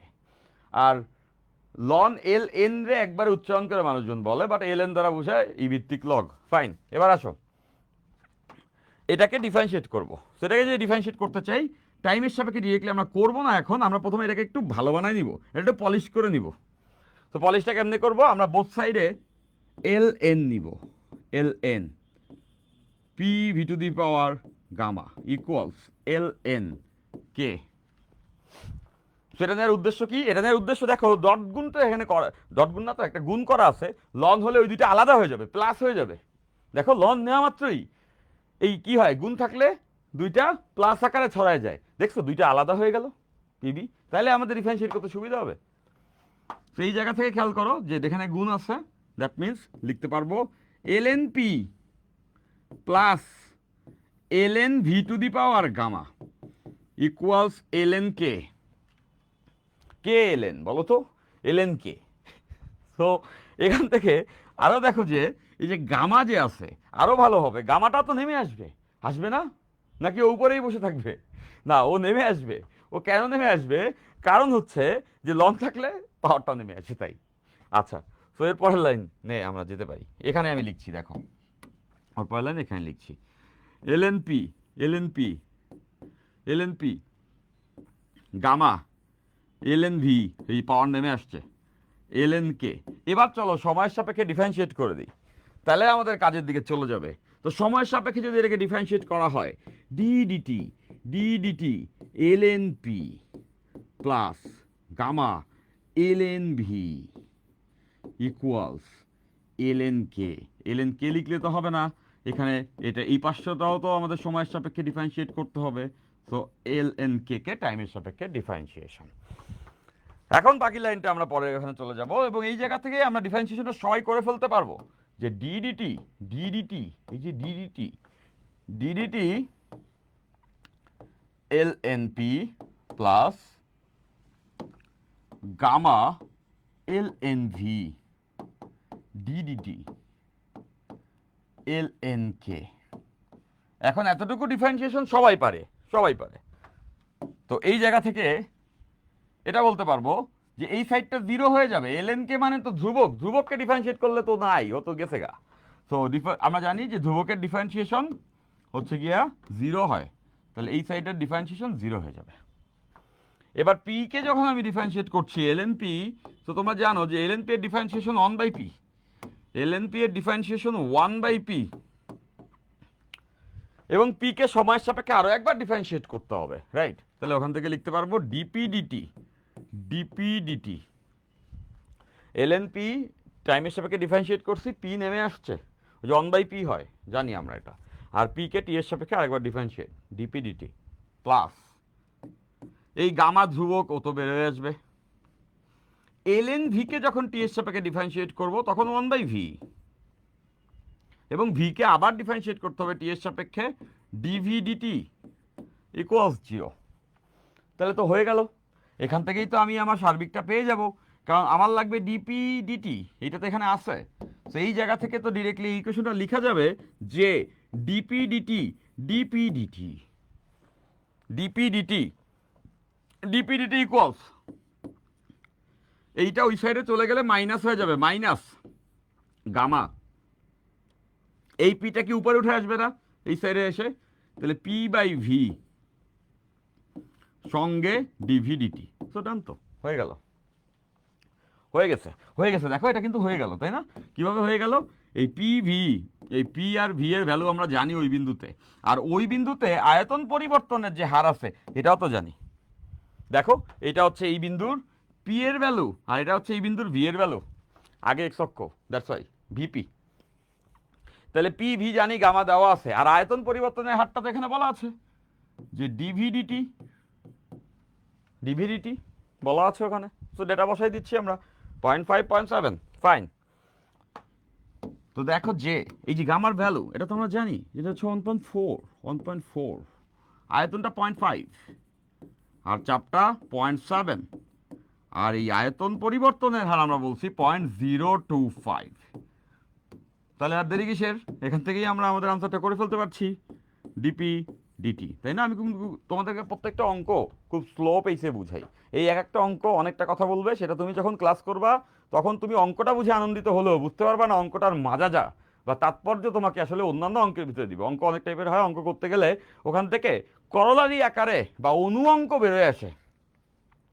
অনু অঙ্ক মানে কি, ওখান থেকে অনেকগুলো কনসেপ্ট বেরোয় আসে, সেগুলা যখন তুমি অ্যাপ্লাই করতে শিখবা তখনই তুমি আসলে সক্ষম হবা, তুমি আসলে একটা একটা টুলকে ইউজ করতে পারবা। সো ওই জায়গা থেকে বলি এভাবে করে শিখো। তোমাদের ক্লাস নেওয়ার সময় আমার এরকম মনে হয় যে এটা একটা নতুন প্যাটার্ন তোমাদেরকে ইন্ট্রোডিউস করানো লাগতেছে। তো এটাতে আমি খুব মজা পাই যে আরে ওরা শিখুক, যখন বুঝবে সেটা আসলে কতটুকু তাৎপর্যপূর্ণ তখন সে আনন্দিত হবে। আর তোমাদের এমনি আনন্দিত, তোমরা খুব আনন্দে থাকো, তোমাদের আনন্দ দেখলে মাঝে মধ্যে আমার খুব আনন্দিত লাগে, আমি এই জন্য এক্সাইটেড হয়ে যাই যে এই গ্রুপটাতেই হচ্ছে গিয়ে তোমরা খুব এক্সাইটেড। পড়ালেখা না করলে আনন্দ আরও বেশি লাগে, তাই না? পড়ালেখা না করার যে একটা মজা না ভাই ভাই, বইয়ের অনুশীলনী কি সব করতে হবে? আমি তো এখন ক্লাসে সবই করাবো, এখন তুমি যদি না করো তাহলে সেটা তোমার ব্যাপার হবে। বাট আমাদের ক্লাস করলে আমরা ক্লাসে কিন্তু সব ধরনেরই অঙ্কগুলোর উপর দিয়ে যাব, ওকে, বা তার থেকে বেশি যাব, অনুশীলনী তো কম। এবং তোমার কোশ্চেনের আনসার ডেফিনেটলি করবা, করবা না কেন? অবশ্যই করবা। অনুশীলনী সব করতেও হবে না, কেন করতে হবে না জানো? বিকজ তুমি যখন খুলবা তখন তুমি দেখবে এই অঙ্ক পারি, ক্যালকুলেটারে করে আনসার মিলছে, আর খাতায় লিখলাম না, ওইটা এরকম হবে, ঠিক আছে? খুলে দেখছো অনুশীলনী, খুলে দেখো, ভালো লাগবে। এখনই খুলে দেখো, দেখবা মেজরিটি অঙ্ক পারবা। যদি সবগুলা ক্লাস করে থাকো 12টার, অবশ্যই পারবা। তখন আনন্দ পাবা, তখন খুব আনন্দ পাবা। ক্লাস করে যে আনন্দ আছে তার থেকেও বেশি আনন্দ পাইতে শুরু করবা তখন, যখন তুমি নিজের চোখে দেখবা যে তুমি সেইগুলা করতে পারছো, তখন তোমার খুব ভালো লাগবে। আর তোমার সেই ভালো লাগাটা না নির্মল আনন্দ, সেটা তোমাকে এতটাই ভালো লাগাবে যে তুমি হ্যাপি ফিল করবা, পিস ফিল করবা, ফাইন। সো এই জায়গা থেকে আমরা এটা বুঝতেছি, এই চাপ পরিবর্তনের হার কিন্তু আমরা বের করে ফেলছি, চাপ পরিবর্তনের হার বের হয়ে গেল। তো চাপ পরিবর্তনের হারের একক কি হওয়া উচিত? প্যাসকেল পার সেকেন্ড, এক সেকেন্ডে যত প্যাসকেল পরিবর্তন হয়। সো মাইনাস দ্বারা কি বুঝাইলো? মাইনাস আসলো কেন? মাইনাস আসলো স্বাভাবিক, চাপ তাহলে হ্রাস পাচ্ছে, পরিবর্তনের হার মাইনাস হলে মানে এত হারে কমতেছে। তো চাপ কেন কমতেছে? এটা তো খুবই কমন সেন্স, যে আয়তন বাড়লে তো চাপ কমারই কথা। তো সেটাই হচ্ছে আনসার থেকে মাইনাস পাইছি। ভাই আপনার মোটিভেশনাল কথাগুলোর জন্য আপনাকে এত বেশি ভালো লাগে, এই প্রিয়া বলছো। তাহলে এই প্রিয়া, তোমাকে আসলে আমার আগে অনেক বেশি ভালো লাগতো, তুমি যেহেতু আমার স্টুডেন্ট, আমার সব স্টুডেন্টকেই আমার ভালো লাগে, কিন্তু তোমার এই কথাটা শোনার পর থেকে আমার খারাপ লাগছে। কেন খারাপ লাগছে জানো? সেটা হচ্ছে যে তোমার আমি মজা করে বলি, কিন্তু আমি মজা করে অনেক কথা বলি, তখন তোমরা সেটাকে সিরিয়াসলি যদি নাও না তাহলে বুঝবে তোমরা অনেক বাচ্চা। তো ওই জায়গা থেকে বলছি যে আমার মোটিভেশনাল কথাগুলোর জন্য আমাকে এত ভালো লাগে, কিন্তু সেটা একটা কারণ হতে পারে, বাট আমি তো মনে করি ফিজিক্স পড়ানোটার জন্য তোমাদের আরও বেশি ভালো লাগার কথা। তাইলে প্রিয়া, তুমি কি ফিজিক্সটা পড়ছো না, শুধু আমার কথা শুনতেছো? তাহলে কিন্তু প্রবলেম, তাহলে তোমার তোমার লাইফের গোল কিন্তু অ্যাচিভ হবে না তাহলে। সো মোটিভেশন আর fillers, but this is not the whole thing. এটা এই কথাটা জানাটা খুব ইম্পর্ট্যান্ট। ওই যে একটা ব্যাপার আছে না, আমি এই কথাটা বলি, if there is no fences what is the need of windows and doors. তোমার যদি দেয়াল না থাকে তাহলে তুমি সেই জায়গাতে দরজা জানলা কেন বানাবা? কারণ দেয়ালেরই মাঝে মাঝে হচ্ছে উইন্ডোজ অ্যান্ড ডোরস থাকে। So if there is no fences what is the need of windows and doors? So আমি এটা বলি এই কারণে, মোটিভেশনাল কথার কোনো দরকার নাই যদি আমাদের কোনো মোটিভ না থাকে, আমাদের যদি কোনো উদ্দেশ্য না থাকে। সো আমাদের সবার মোটিভ আছে, স্টুডেন্টের মোটিভ আছে। মোটিভ কি? তার লাইফে আমার ক্লাস করলে মোটিভটা কি? খুবই সোজা মোটিভ না, ফিজিক্সটা জানতে হবে, ফিজিক্সটা সহজ করতে হবে, ফিজিক্সটাতে প্রো হইতে হবে। তো এখন সেটা হওয়াটা আগে ইম্পর্টেন্ট, তার জন্য ক্লাস করা ইম্পর্টেন্ট। আর এরপরে যেটা ইম্পর্টেন্ট সেটা হচ্ছে গিয়ে তোমাদেরকে আরও বেশি এনার্জাইজ বা ধরে রাখার জন্য দরকার হচ্ছে মোটিভেশন। মোটিভেশন কাইন্ড অফ ইসের মতো, কি বলো এটাকে, ক্যাটালিস্টের মতো। মোটিভেশন অনেকটা ক্যাটালিস্টের মতো, উদ্দীপক, ওই যে মানে প্রভাবক, কি বলি, প্রভাবক, ক্যাটালিস্ট, প্রভাবক। প্রভাবক কি কোনো বিক্রিয়া ঘটাইতে পারে? প্রভাবক কি কোনো বিক্রিয়া ঘটাইতে পারে? পারে না। প্রভাবক কি করে? যে বিক্রিয়া ঘটাটা ঘটবেই, প্রভাবক হচ্ছে সেটাকে ত্বরান্বিত করতে পারে, স্পিডটা বাড়ায় দিতে পারে। তো মোটিভেশন তোমার পড়ার স্পৃহাটা বাড়ায় দিতে পারে, বাট কষ্টটা করতে হবে আমাদের সবাইকে।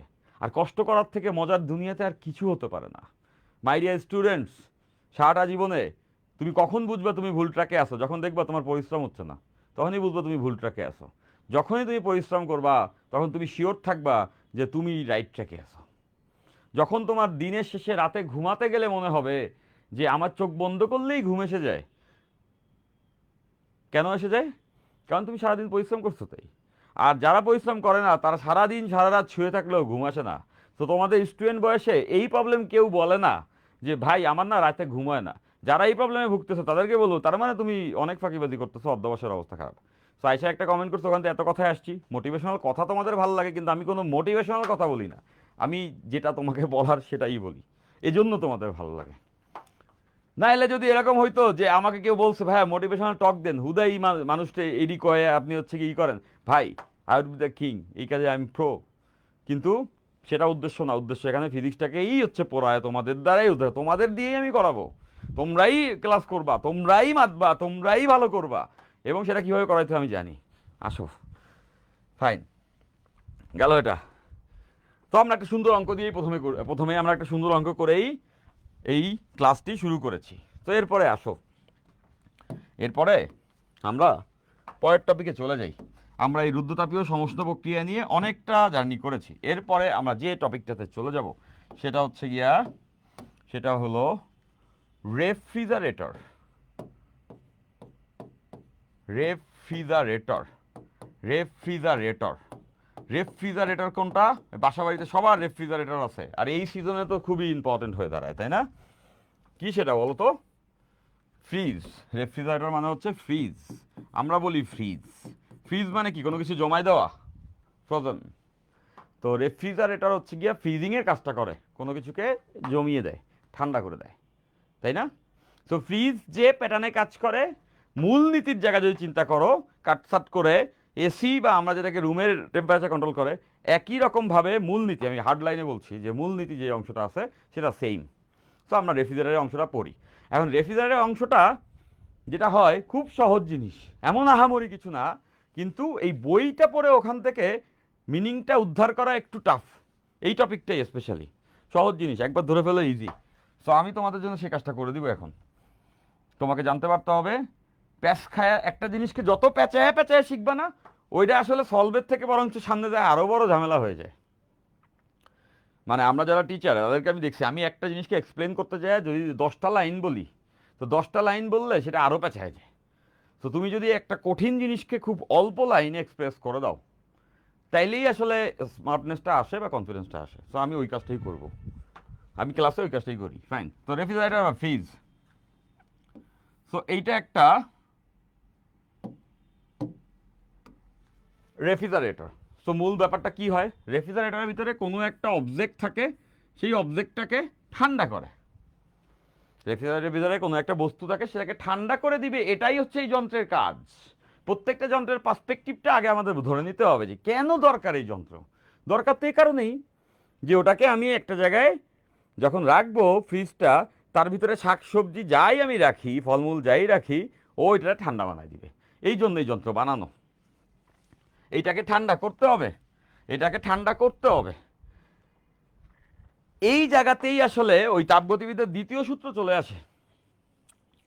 এই জায়গাতেই দ্বিতীয় সূত্র চলে আসে। দ্বিতীয় সূত্রটার তুমি অনেকগুলো এক্সপ্লেনেশন পাবা, আমি কিন্তু দ্বিতীয় সূত্র বলি নাই, আমরা এটা পরের ক্লাসে বলবো ডিরেক্টলি, বাট আমার ওটা দরকার পড়বে না, বাট ওটা ফিলটা আমরা এখানে নিয়ে নিব। সেটা হলো এরকম, কখনো কি তুমি এটা দেখেছো, কখনো কি তুমি এরকম দেখেছো যে নিচ থেকে কোনো একটা জিনিস উপরে উঠে আসতেছে, লাইক এই যে আমার হাতের উপরে এই মার্কারটা আছে, তুমি কখনো এরকম হইতে দেখছো যে এইটা উপরের দিকে উঠতে শুরু করছে? এমনি এমনি এমনি এমনি তো কখনো উঠতে শুরু করবে না। কিন্তু আবার তুমি এটা দেখছো যে একটা উপর থেকে জিনিস ছাড়লে সেটা ঠিকই নিচে পড়বে, কিন্তু নিচ থেকে জিনিস উপরে উঠবে না।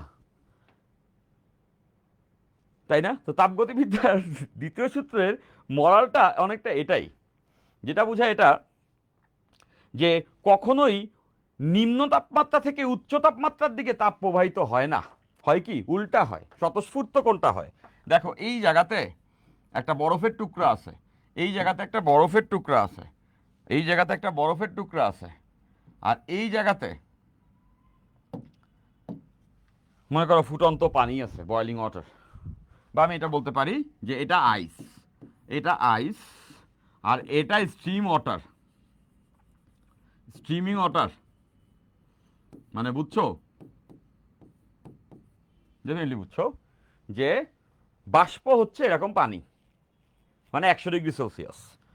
সো এটা যদি 100°C হয়, এটা যদি 100°C হয় ফুটন্ত পানি, আর এটা হচ্ছে আইস, ধরে নিলাম 0° আইস। সো এদের মধ্যে আমি একটা থার্মাল কানেক্টিভিটি ঘটাইলাম। থার্মাল কানেক্টিভিটি মানে বুঝতেছো তাপীয় সংযোগ, এটাকে আমরা বলতে পারবো তাপীয় সংযোগ বা থার্মাল কানেক্টিভিটি। তাপীয় সংযোগ, তাপীয় সংযোগ, তাপীয় সংযোগ, তাপীয় সংযোগ। তাপীয় সংযোগ মানে কি? দুইটার ভিতরে তাপের আদান প্রদান হওয়ার একটা ব্রিজ বানায় দেওয়া হয়েছে। যেমন আমার এই হাতটা গরম আর এই হাতটা ঠান্ডা, এখন এটা দূরে রাখলে কি ওদের মধ্যে তাপের আদান প্রদান খুব এক্সপ্লিসিটলি হবে? হবে না তো। কিন্তু এই গরম হাত ঠান্ডা হাত যখন টাচে রাখবো, একটার সঙ্গে একটা ধরে রাখবো, তখন কিন্তু তাপের আদান প্রদান হবে। এই যে ধরে রাখলাম পাশাপাশি, এটাই কিন্তু তাপীয় সংযোগ, একটার সঙ্গে একটা কানেক্টেড হলো থার্মালি। আমি যদি এই দুই হাতের মাঝখানে মনে করো এরকম কাগজ রেখে দিই, তাহলে তো তাপ একভাবেও এই পাশ থেকে পাশে যাবে না। তো এটা হচ্ছে নন কানেক্টিভিটি, ফাইন।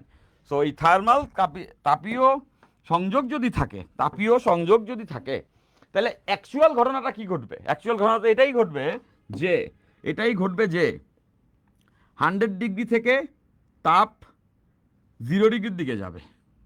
এই 100 থেকে তাপ, এই 100°C থেকে তাপ 100°C থেকে তাপ 0°র দিকে যাবে। সেটাই হবে না? এটা তো আমরা সবাই শিওর যে গরম বস্তু থেকে তাপ প্রবাহিত হয়ে ঠান্ডা বস্তুতে যাবে, মানে উচ্চ তাপমাত্রা থেকে নিম্ন তাপমাত্রায় যাবে। তাপগতির দ্বিতীয় সূত্রেই আমি আসলে তোমার আন্ডারস্ট্যান্ডিংটা দিচ্ছি। দেখো, উচ্চ তাপমাত্রা থেকে নিম্ন তাপমাত্রায় যাবে। উচ্চ তাপমাত্রা, উচ্চ তাপমাত্রা, উচ্চ তাপমাত্রা থেকে নিম্ন তাপমাত্রায় যাবে, নিম্ন তাপমাত্রায় যাবে, নিম্ন তাপমাত্রার দিকে যাবে। কখনো কি এটা হতে দেখছো যে বরফ থেকে, ঠান্ডা জিনিস থেকে তাপ বেরোয় গরম জিনিসের মধ্যে যাচ্ছে? যায় না। গরম থেকেই তাপ ঠান্ডার ভিতরে যায় ঢুকে, তাই না? সো এইটাই তাপের স্পন্টেনিয়াস ঘটনা, এটাই হচ্ছে তাপের স্বতঃস্ফূর্ত ঘটনা। তাহলে এখান থেকে এটা বুঝতে পারছি যে ফ্রিজের ভিতরে তো ঠান্ডা, ফ্রিজের ভিতরে তো ঠান্ডা, বাইরে তো গরম পরিবেশ, বাইরে তাপমাত্রা তো উচ্চ, বাইরে তাপমাত্রা উচ্চ। তার মানে আমরা বাইরের টেম্পারেচার বেশি, ভিতরের টেম্পারেচার কম। এখন ফ্রিজকে দায়িত্ব দেওয়া হয়েছে যে এই ঠান্ডা থেকে গরমের মধ্যে তাপকে বের করে দাও। এটা কি নর্মালি হবার কথা? কখনো কি এটা হতে দেখেছো জীবনে? এটা দেখোনি তুমি কখনো? নর্মালি স্পন্টেনিয়াসলি হবে না, যান্ত্রিক ব্যবস্থা লাগবে। তার মানে ঠান্ডা থেকে তাপ বেরোয় আবার গরমের মধ্যে যাবে, উল্টা দিকে যাবে, সেইটা প্রাকৃতিক ঘটনা না, সেটা ন্যাচারালি হবে না। একটা ঠান্ডা জিনিস রাইখা দিলে চারপাশের গরম এসে ওরে আবার গলায়া গরম বানায় ফেলবে। একটা আইসক্রিম বের করে রেখে দাও, ওইটার ভিতরে গরম বাতাস থেকে গরম এসে গলে যায়, ওর বাতাসের তাপমাত্রা হয়ে যায়, গলে পানি। কিন্তু ফ্রিজ কেন দরকার? কারণ আমাদেরকে এমন একটা কাজ করতে হবে যেটা নেচারকে ফোর্স করতেছে। ফোর্সটা কিভাবে করতেছে? যে ঠান্ডাকে আরো ঠান্ডা করতেছে। তাইলে এখানে একটা ব্যবস্থা করতে হবে, যান্ত্রিক ব্যবস্থা করতে হবে, জোর করে করতে হবে। সেই যান্ত্রিক ব্যবস্থাটাই হচ্ছে রেফ্রিজারেটর। এইটা এই ঘটনাকে উল্টায় দেয় কাজ করে। কিভাবে কাজ করে? সে ঠান্ডার থেকে জোরপূর্বক একটা মেশিন ইউজ করে গরমটা বের করে দেয় গরমের মধ্যেই। যেমন এই এক্সাম্পলটার সঙ্গে এটা তুমি খুব কোয়াইট ভালো মতো রিলেট করতে পারো যে একটা বস্তুকে যখন আমি উপর থেকে ছেড়ে দেই, একটা বস্তুকে যখন আমি উপর থেকে ছেড়ে দেই, তখন এইটা একটা ন্যাচারাল ঘটনা, সেটা নিচে পড়বে। এইটা তুমি ঘটতে দেখো না, ন্যাচারালি ঘটতে দেখো না, ঘটতে দেখো ন্যাচারালি দেখো না যে একটা নিচ থেকে একটা বস্তু উপরে উঠে আসছে। কিন্তু এটা করা যায় যান্ত্রিক ব্যবস্থার মাধ্যমে। কেন? এখানে একটা প্লেন বা হেলিকপ্টার অ্যাড করে দিলেই তো বস্তুকে উঠাইতে পারবো এখানে। তার মানে এই জায়গাতে একটা যন্ত্র অ্যাড করতে হবে, এটাতে দুটো পাখা দিয়ে দিলাম, ড্রোন হয়ে গেল, তাই না? পাখা দিয়ে দিলে এটা কিন্তু উঠতে উঠতে এখানে আসবে। তো এটা কি ন্যাচারালি হইছে? না, পাখা ঘোরার কারণে হইছে। তার মানে এইটাই সেই যান্ত্রিক ব্যবস্থা, যেটা প্রকৃতির নিয়মের এগেনস্টে যায় একটা কাজ করে দেয়, বা সেটা একটা যন্ত্র দিয়ে করাইতে হয়, এমনি এমনি হবে না। তো এইখানেও ঘটনা তাই, ঠান্ডা থেকে গরমে তাপ বের করে দিতে হবে। তো এটাতে এমনি এমনি বেরোবে না, এইখানে একটা যন্ত্রের সেট আপ আছে, যেমনটা এখানে একটা পাখা ছিল। তো ওইভাবে করেই আমি বললাম যে এই জায়গাতে একটা কম্প্রেসার থাকে। কি থাকে? এটাই সেই যন্ত্র যেটা এই ঘটনাটা, ন্যাচারাল ঘটনাটাকে উল্টায় ঘটাবে। এটাকে আমরা বলি কম্প্রেসার। এটাকে আমরা কম্প্রেসার বলি, কম্প্রেসার, কম্প্রেসার, কম্প্রেসার, তাই না? অনেক কম্প্রেসার, কম্প্রেসার, কম্প্রেসার প্রেস করে, কম্প্রেসার বলা ঠিক না, কম্প্রেসার। ওকে, মানে যেটা প্রেশার ক্রিয়েট করে বা প্রেশারকে বাড়ায় কমায়, একটা সিস্টেমের মধ্যে চাপকে বাড়ায়ও দিতে পারে, চাপকে কমায়ও দিতে পারে, সেটা মেনটেন করে। এটাকে আমরা বলি কম্প্রেসার। সে একটা কম্প্রেসার থাকে। সেই কম্প্রেসার কি করে জানো? এই কম্প্রেসার একটা মেশিন, ওইটা আমাদের অংশ না যে কম্প্রেসার কেমনে কি করে। খালি এটা জানবা, এই যন্ত্রটাই জোর করে ঠান্ডা থেকে গরমে তাপ বের করে দেয়।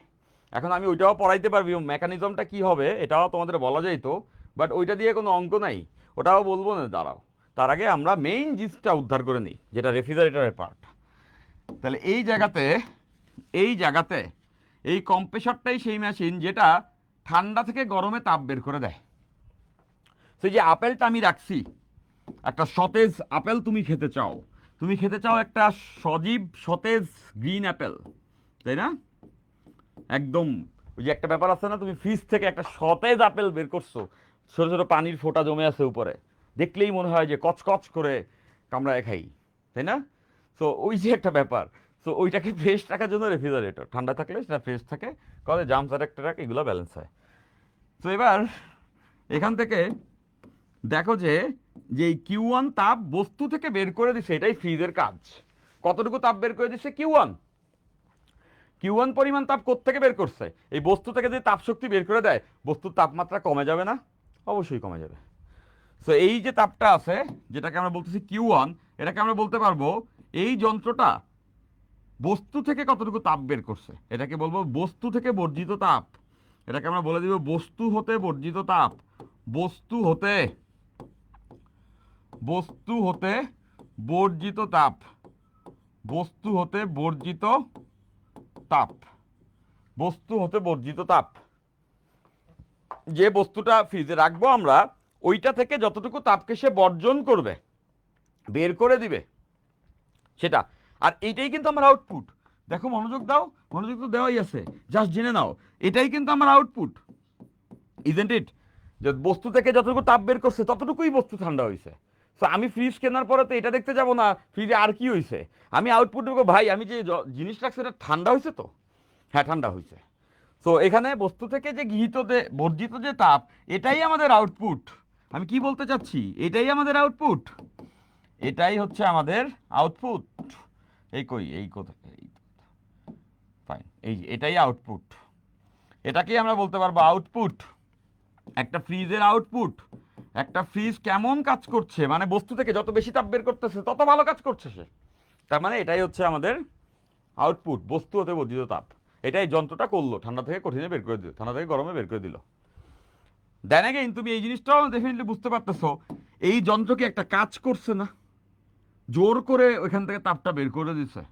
তার মানে এই যন্ত্র একটা কাজ করছে, এটাকে আমরা বলতে পারি যান্ত্রিক কাজ। যন্ত্রের তো একটা যান্ত্রিক কাজ আছে, এই যন্ত্রকে তো এই কাজটা করতে হয়েছে, এটা হচ্ছে যান্ত্রিক কাজ। যান্ত্রিক কাজ মানে এই যন্ত্রটা এখানে এই কাজটা করছে। কেমনে করছে? বিদ্যুৎ শক্তি আমরা এখানে সাপ্লাই দিছি, এটা আমরা বুঝে গেছি যে এখানে আমরা একটা বিদ্যুৎ শক্তি দিছি। একটা বৈদ্যুতিক লাইন থাকে, তাই না? বিদ্যুৎ শক্তি, একটা বিদ্যুৎ শক্তি আমরা এখানে দিছি, বিদ্যুৎ শক্তি আমরা এখানে সার্ভ করছি, ওইটা দিয়েই যন্ত্রটা একটা যান্ত্রিক কাজ করছে। সেই যান্ত্রিক কাজটাকে আমরা বললাম ডব্লিউ। এখন যে কোনো কাজ করার পরে ওইটা কি তাপে পরিণত হয় না? তুমি দেখবা যান্ত্রিক কাজ করলে তাপ উৎপন্ন হয়। কোথায় হয় এটা? এটা তো সব থেকে সোজা এক্সাম্পল আমার হাতের কাছেই আছে। আমি যদি দুইটা হাতকে এভাবে করে ডলতে থাকি, যান্ত্রিক কাজ করতেছি না, নড়াচড়া করা মানে যান্ত্রিক কাজ করা। দেখো হাত গরম হয়ে গেছে।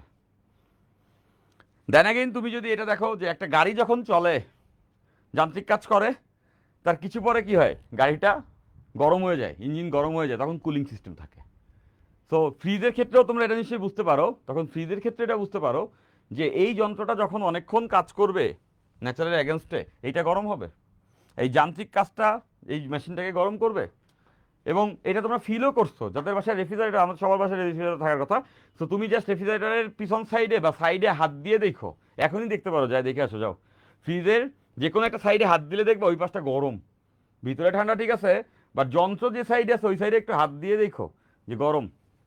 বর্তমানে অনেক ইনসুলেটর ইউজ করে সেটা রিডিউস করার চেষ্টা করে, বাট ওই জায়গায় গরম থাকে। তাহলে ওই জায়গা থেকেই তুমি এটা বোঝার চেষ্টা করো যে এই যান্ত্রিক কাজ যেটা করছে এটা না তাপে কনভার্ট হয়েছে। এখন এই তাপ যদি কোনোভাবে ফ্রিজের মধ্যে ঢুকে, এই তাপ যদি এই ডাব্লিউ পরিমাণ যে তাপ শক্তি উৎপন্ন হয়েছে, এই প্রত্যেকটা কথা ইম্পর্টেন্ট রে ভাই, শুনতে থাকিস।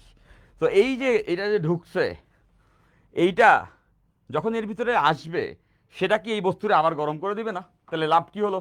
একদিক থেকে তাপ আমি বের করে দিচ্ছি, অন্যদিক থেকে এটা সিপিং করতেছে। তাহলে এই বস্তুটা তো আসলে তাপমাত্রা পরিবর্তন কম হবে।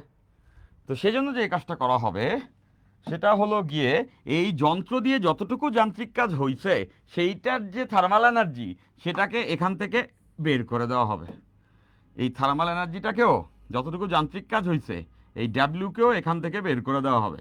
ডাব্লিউকেও এখান থেকে বের করে দেওয়া হবে। যতটুকু যান্ত্রিক কাজ হয়েছে সেটা তো ভিতরে ঢুকতে দেওয়া যাবে না, ভিতরে ঢুকলে তো ফ্রিজের ভিতরে বস্তু গরম হয়ে যাবে। সো দ্যাটস ওয়াই সেটাকে বের করে দিতে হবে। তাহলে আমি এটাও বুঝতেছি যান্ত্রিক কাজকে বর্জন করতে হবে, মানে যান্ত্রিক কাজের তাপীয় যে ভ্যালু সেটা বের করে দিতে হবে। সেটাকে আমরা বলতে পারবো যান্ত্রিক যান্ত্রিক কাজ। ওই যন্ত্র যে কাজ করছে তার যে থার্মাল হিট সেইটাকে আমরা বের করে দিব। তাহলে আমরা মোট কতটুকু তাপ শক্তি বের করে দিব, তাতে লাভ কি? দেখো, বস্তু থেকে Q1 তাপ বের করছি, আর যান্ত্রিক কাজের পরিমাণ যে তাপের ভ্যালু আছে সেটাও বের করে দিছি। তাইলে এই বস্তুটা ঠান্ডাই থাকবে। তাহলে মোট কতটুকু তাপ আমি বের করছি, that's quite common sense, right?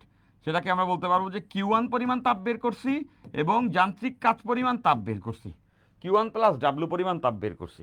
Q1 plus W, Q1 plus W পরিমাণ কাজ আমরা বের করছি, এতটুকু তাপ আমরা বের করছি। এটাকে আমরা বলতে পারবো পরিবেশে বর্জিত মোট তাপ Q2। এটা হলো পরিবেশে বর্জিত মোট তাপ, পরিবেশে বর্জিত মোট তাপ। এটা হচ্ছে পরিবেশে বর্জিত মোট তাপ। Q2কে আমরা বলছি পরিবেশে বর্জিত মোট তাপ, পরিবেশে বর্জিত তাপ, বর্জিত মোট তাপ। পরিবেশে কতটুকু তাপ মোট বর্জন করছে, একটা বস্তু থেকে আসছে, একটা ওই যান্ত্রিক কাজ। তাহলে এই দুইটাও আমরা জেনে রাখবো ডেফিনেটলি। Q1 এটা হচ্ছে বস্তু থেকে নির্গত তাপ, Q1 আমরা অলরেডি লিখেছি এখানে, এটা বস্তু হতে নির্গত তাপ, এটা বস্তু হতে এতটুকু তাপ নির্গত হয়েছে। আর এই W1 যেটা যান্ত্রিক কাজ, কম্প্রেসার করছে, যান্ত্রিক কাজ, যান্ত্রিক কাজ। এই লাইনটাই মেজরিটি জাস্ট মেনে নেয়, আন্ডারস্ট্যান্ডিংটা ধোঁয়াশা থাকে, কনফিউশন থাকে। 1% কনফিউশনও তোমারে আসলে বাঁচাবে না। ইন্টারে আমার এই ধারণাটা ফার্স্ট ইয়ারের প্রথম 3 মাসে ভেঙে যায়। কোনো কোনো সময় এরকম করছি যে আচ্ছা এটা না ঠিক একটা বুঝলাম না, আরে মাইনানি হয়ে যাবে। ওইটারই উইকলি পরীক্ষায় যায় দেখি যে ওইটাতেই মারাটা খাইছি, যেটা মনে করছিলাম হয়ে যাবে। কনফিউশন 1% থাকলেও তোমার এইচএসসিতে তুমি পাস করে এ প্লাস পাইতে পারো, ওতে কিছু উদ্ধার হবে না।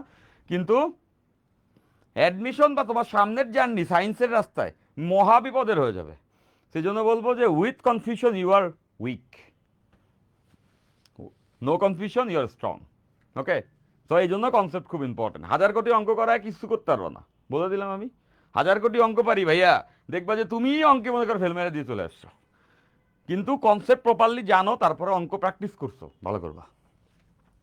আচ্ছা, তো এখান থেকে দেখতেছি বস্তু হতে বর্জিত তাপ Q1 যান্ত্রিক কাজ, আর এই দুইটার যোগফলটাই হচ্ছে পরিবেশে বর্জিত মোট তাপ। এতটুকু বুঝে গেছি। সো আমরা রেফ্রিজারেটরের যে অংশটা আমাদের আছে ওটা বুঝে গেছি, যেটা হচ্ছে সিওপি। এই ধরনের তাপ ইঞ্জিনের ক্ষেত্রে আমরা সিওপি নির্ণয় করি, সিওপি। বইয়ে হয়তো এটা লেখা নাই, বইয়ে লেখা আছে কার্য সহগ, সিওপি কে আরেকটা নামে ডাকে বাংলাতে, বাংলাতে না ওই এই নামগুলো তো কোনোটাই বাংলাতে না, প্রত্যেকটা নামই তো আসলে ওই ইংলিশেই। তো এটা বাংলাকরণ যখন করা হয় কিছু কিছু ওয়ার্ড আছে এটা বাংলা শুনতেই আমার হাসি লাগে, কার্য সহগ। এটার ইংলিশটা হচ্ছে গিয়া coefficient of performance, coefficient of performance, coefficient of performance. Coefficient মানে সহগ, অফ পারফরমেন্স, পারফরমেন্স মানে হচ্ছে কাজ, মানে কাজ না মানে কর্মদক্ষতা আর কি, যাই হোক পারফরমেন্স, কোএফিসিয়েন্ট অফ পারফরমেন্স মানে পারফরমেন্সের সহগ, ওই জন্যই বলে কার্য সহগ, বাংলাতে এটাকে বলা হবে কার্য সহগ, কার্য সহগ, কার্য সহগ একের থেকে বেশি হবে, কার্য সহগ, কার্য সহগ একের থেকে বেশি হবে। কার্য সহগ হচ্ছে এমন জিনিস যে যতটুকু কাজ করছে সেটাতে আরো বুস্টারের মতো, অনেকটা বুস্টার মানে তো বুঝছে একটা জিনিসকে বুস্ট করে দেওয়া, তো ব্যাপারটা অনেকটা এরকমই নয়। এই ব্যাপারটা কিরকম, যে যন্ত্রটা যদি মনে করো কাজ করছে 50 জুল, কার্য সহগ হচ্ছে এমন একটা সংখ্যা সেটাতে বাড়ায় দেয় 150 জুল করে দিছে, তো এটা একের থেকে বেশি হবে। Okay fine. তো এখন কার্য সহগের মান কি হয়, কার্য সহগ সব ক্ষেত্রে তুমি যে যন্ত্রই বানাও না কেন, যে কোনো যন্ত্রই তুমি বানাও না কেন, তোমার কাছে ওই কার্য সহগ কর্মদক্ষতার অনুপাত এরকম হয়, কিরকম হয়, সবসময় এরকম হয় যে কি আমি পাইলাম আর কি আমি দিছি। যে কোনো কিছুর বিবেচনা তো এটা যে তুমি কি ইনপুট দিলা আর তুমি কি পাইলা, এটাই তো rule, that's the rule, that's the rule. তুমি কি ইনপুট দিছো আর কি আউটপুট পাইছো। সেই জায়গাতে খেয়াল করো যে আমরা জানতে চাই যে উপরে এই যন্ত্র থেকে আমরা কি আউটপুট পাইছি। শীতলীকরণ যত যন্ত্র আছে তাদের জন্য আমরা সিওপি নির্ণয় করি, এটা একটা শীতলীকরণ যন্ত্র, ফ্রিজ ঠান্ডা করে বস্তুরে। আর যেসব যন্ত্র হচ্ছে যান্ত্রিক কাজ করে তাদের ক্ষেত্রে আমরা কর্মদক্ষতা বের করি, ইফিসিয়েন্সি। ফাইন। সো আউটপুট কি পাইছি আর ইনপুট কি দিছি, আউটপুট কি পাইছি আর ইনপুট, আউটপুট কি পাইছি আর ইনপুট কি দিছি, সেটা খুব ইম্পর্টেন্ট। Okay fine. আউটপুট কি পেয়েছি আর ইনপুট কি দিছি। এখন এই যন্ত্রের কাছেই তুমি জিজ্ঞাসা করো তো যে আউটপুট কি পাইছো তুমি, যন্ত্র কথা বলবে, যন্ত্র কথা বলবে না। তো যন্ত্র যেটা করবে এটা থেকে আমরা বলতে পারবো যে ফ্রিজ যখন আমরা ইনস্টল করি আমাদের পারপাস এখান থেকে কতটুকু তাপ শক্তি বের করছে, বস্তু থেকে কতটুকু তাপ বের করছে, ওর কাজ ঠিকমতো করার জন্য আরো এক্সট্রা কি তাপ বের করছে ওটাই আমার দরকার নাই। আমার দরকার ভাই আমি আপেল রাখছি, আপেল ঠান্ডা হয়েছে কতটুকু, যদি বেশি হয় তাহলে ফ্রিজ ভালো ছিল, প্রথম কনসার্ন তো এটা। এখন আরো অনেক টাইপের ফ্রিজ আছে তাই না, যে এইটা এটা হচ্ছে ফ্রোজেন না, এটা কখনোই বরফ জমায় দিবে না, এটা কি করবে, এটা হচ্ছে ঠান্ডা রাখবে, চিল রাখবে, কিন্তু মেইন বেসিক পারপাস একটাই, ঠান্ডা করা। তো বস্তু হতে বর্জিত তাপ এটাই আউটপুট। আপেল থেকে 10 জুল তাপ বের করলে এটাই আমার কাজ, 10 জুল তাপ বের হয়েছে, বস্তু ঠান্ডা হয়েছে। 50 জুল বের করলে আরো ভালো, বেশি ঠান্ডা হয়েছে। তো এখান থেকেই বুঝতেছি বস্তু হতে বর্জিত তাপই আমাদের আউটপুট, Q1। এই Q1ই আমাদের আউটপুট। এইটাই, এই লাইনটাই মেজরিটি বুঝবে না, হঠাৎ করে লিখে দিবে বইয়ে, তো ওটাই বুঝাচ্ছি। সো Q1 বস্তুটা কতটুকু ঠান্ডা হয়েছে, that's my primary concern, right. So ওই জায়গা থেকেই আমি বলতেছি যে বস্তুর থেকে যে তাপ বের হয়েছে ওইটাই তো ভাইয়া এই যন্ত্রের আউটপুট। তুমি একটা বাতি জ্বালাইছো, হ্যাঁ, একটা একটা ল্যাম্প জ্বালাইছো, ল্যাম্পের কাছে তোমার আউটপুটের আশা কি, যে ওইটা কতটুকু আলো দিবে, নাকি ল্যাম্পটা কতটুকু গরম হয়েছে, এটা তোমার কাছে মনে হয় ভালো ল্যাম্প ভালো গরম হয় না।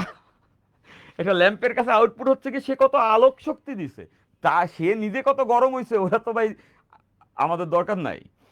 সো তার উল্টা এক্সাম্পলও আছে, একটা হিটার যখন তুমি কিনো ওর কাছে আউটপুট কি চাও, ও কত তাপ দিছে, ভালো হিটার গরম হয়, কিন্তু ও কত আলো দিছে এটা কি তোমার কনসার্ন। হিটার কিন্তু জ্বললে আলোও জ্বলে, ওই আলো দিয়ে কি করবো ভাইয়া, গরম হলে ঠিক আছে। তো ফ্রিজের কাছে কনসার্ন কি, বস্তু কত ঠান্ডা হয়েছে, মানে বস্তু হতে বর্জিত তাপ কত, এটাই তো আমার আউটপুট। সেই আউটপুট এটাই Q1। আর ইনপুট কি, ইনপুট কি আমি কি দিছি, এই যে এই যন্ত্রটাই তো আমি দিছি। ব্যাপারটা তো এরকম যে বিদ্যুৎ শক্তি দিছি, একটা ফ্রিজ কিনে নিয়ে আসছো, বস্তু ঠান্ডা হয়েছে, আমি কারেন্ট দিছি, তো ইনপুট হচ্ছে কারেন্ট বিল, রাইট। তো ওই জায়গা থেকে আমি তোমাকে বলছি যে এই যে যন্ত্র চলছে এই যান্ত্রিক কাজটাই তো এই বিদ্যুৎ শক্তি থেকে আসছে। তো বুঝতে পারতেছো এইটাই আমার ইনপুট, এটাই হচ্ছে গিয়ে ইনপুট, এটা আমাদের input. It's quite simple, right. যে আমরা ফ্রিজে শুধুমাত্র প্লাগটা ইন করে দিই, সকেট ইন, তো চলতে থাকে। তো বুঝতে পারতেছি যান্ত্রিক কাজটাই আমরা ইনভেস্ট করেছি, আউটপুটটা কি পেয়েছি, বস্তু কত ঠান্ডা হয়েছে। সো দ্যাট ইজ ইনপুট হচ্ছে সিম্পলি আমরা এটাই প্রোভাইড করেছি, যেটা ডাব্লিউ। তাহলে আমরা বুঝতেছি ইনপুট হচ্ছে ডাব্লিউ আর আউটপুট হচ্ছে Q1। এই তো এফিসিয়েন্সি, এই লাইনটাই দেখবে বইয়ে লেখা। অনেকে আছে মাইনা নিছি ভাই বুঝি নেই কি জানি হইলো এই জায়গায় হঠাৎ করে। তো তাদেরকে আমি বলবো যে অনেকে আবার এমনে পড়ায়, এইটা শুনে আমার খুব হাসি পাইছে।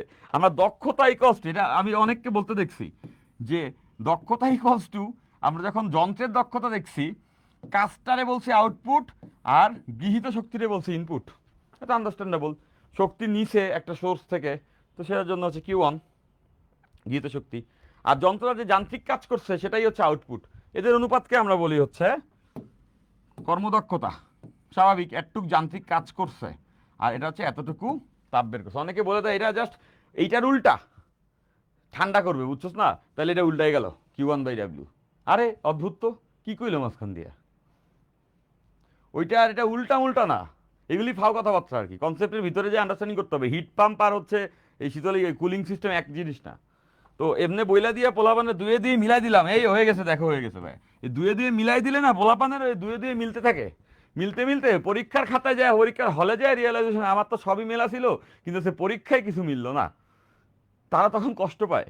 তো এটাকে বলা হয় হচ্ছে গিয়া এই জিনিসটা, এটা এটা মেনে নেওয়ার মতো না। এটা একটা একটা স্টুডেন্টের অভিমান হয় তখন, যে ভাই আপনি এটা বুঝাই দিলেন আর আমি তো যা পরীক্ষা খাইলাম মারা, এটা হইলো, এটা কোনো এটা কিছু হলো।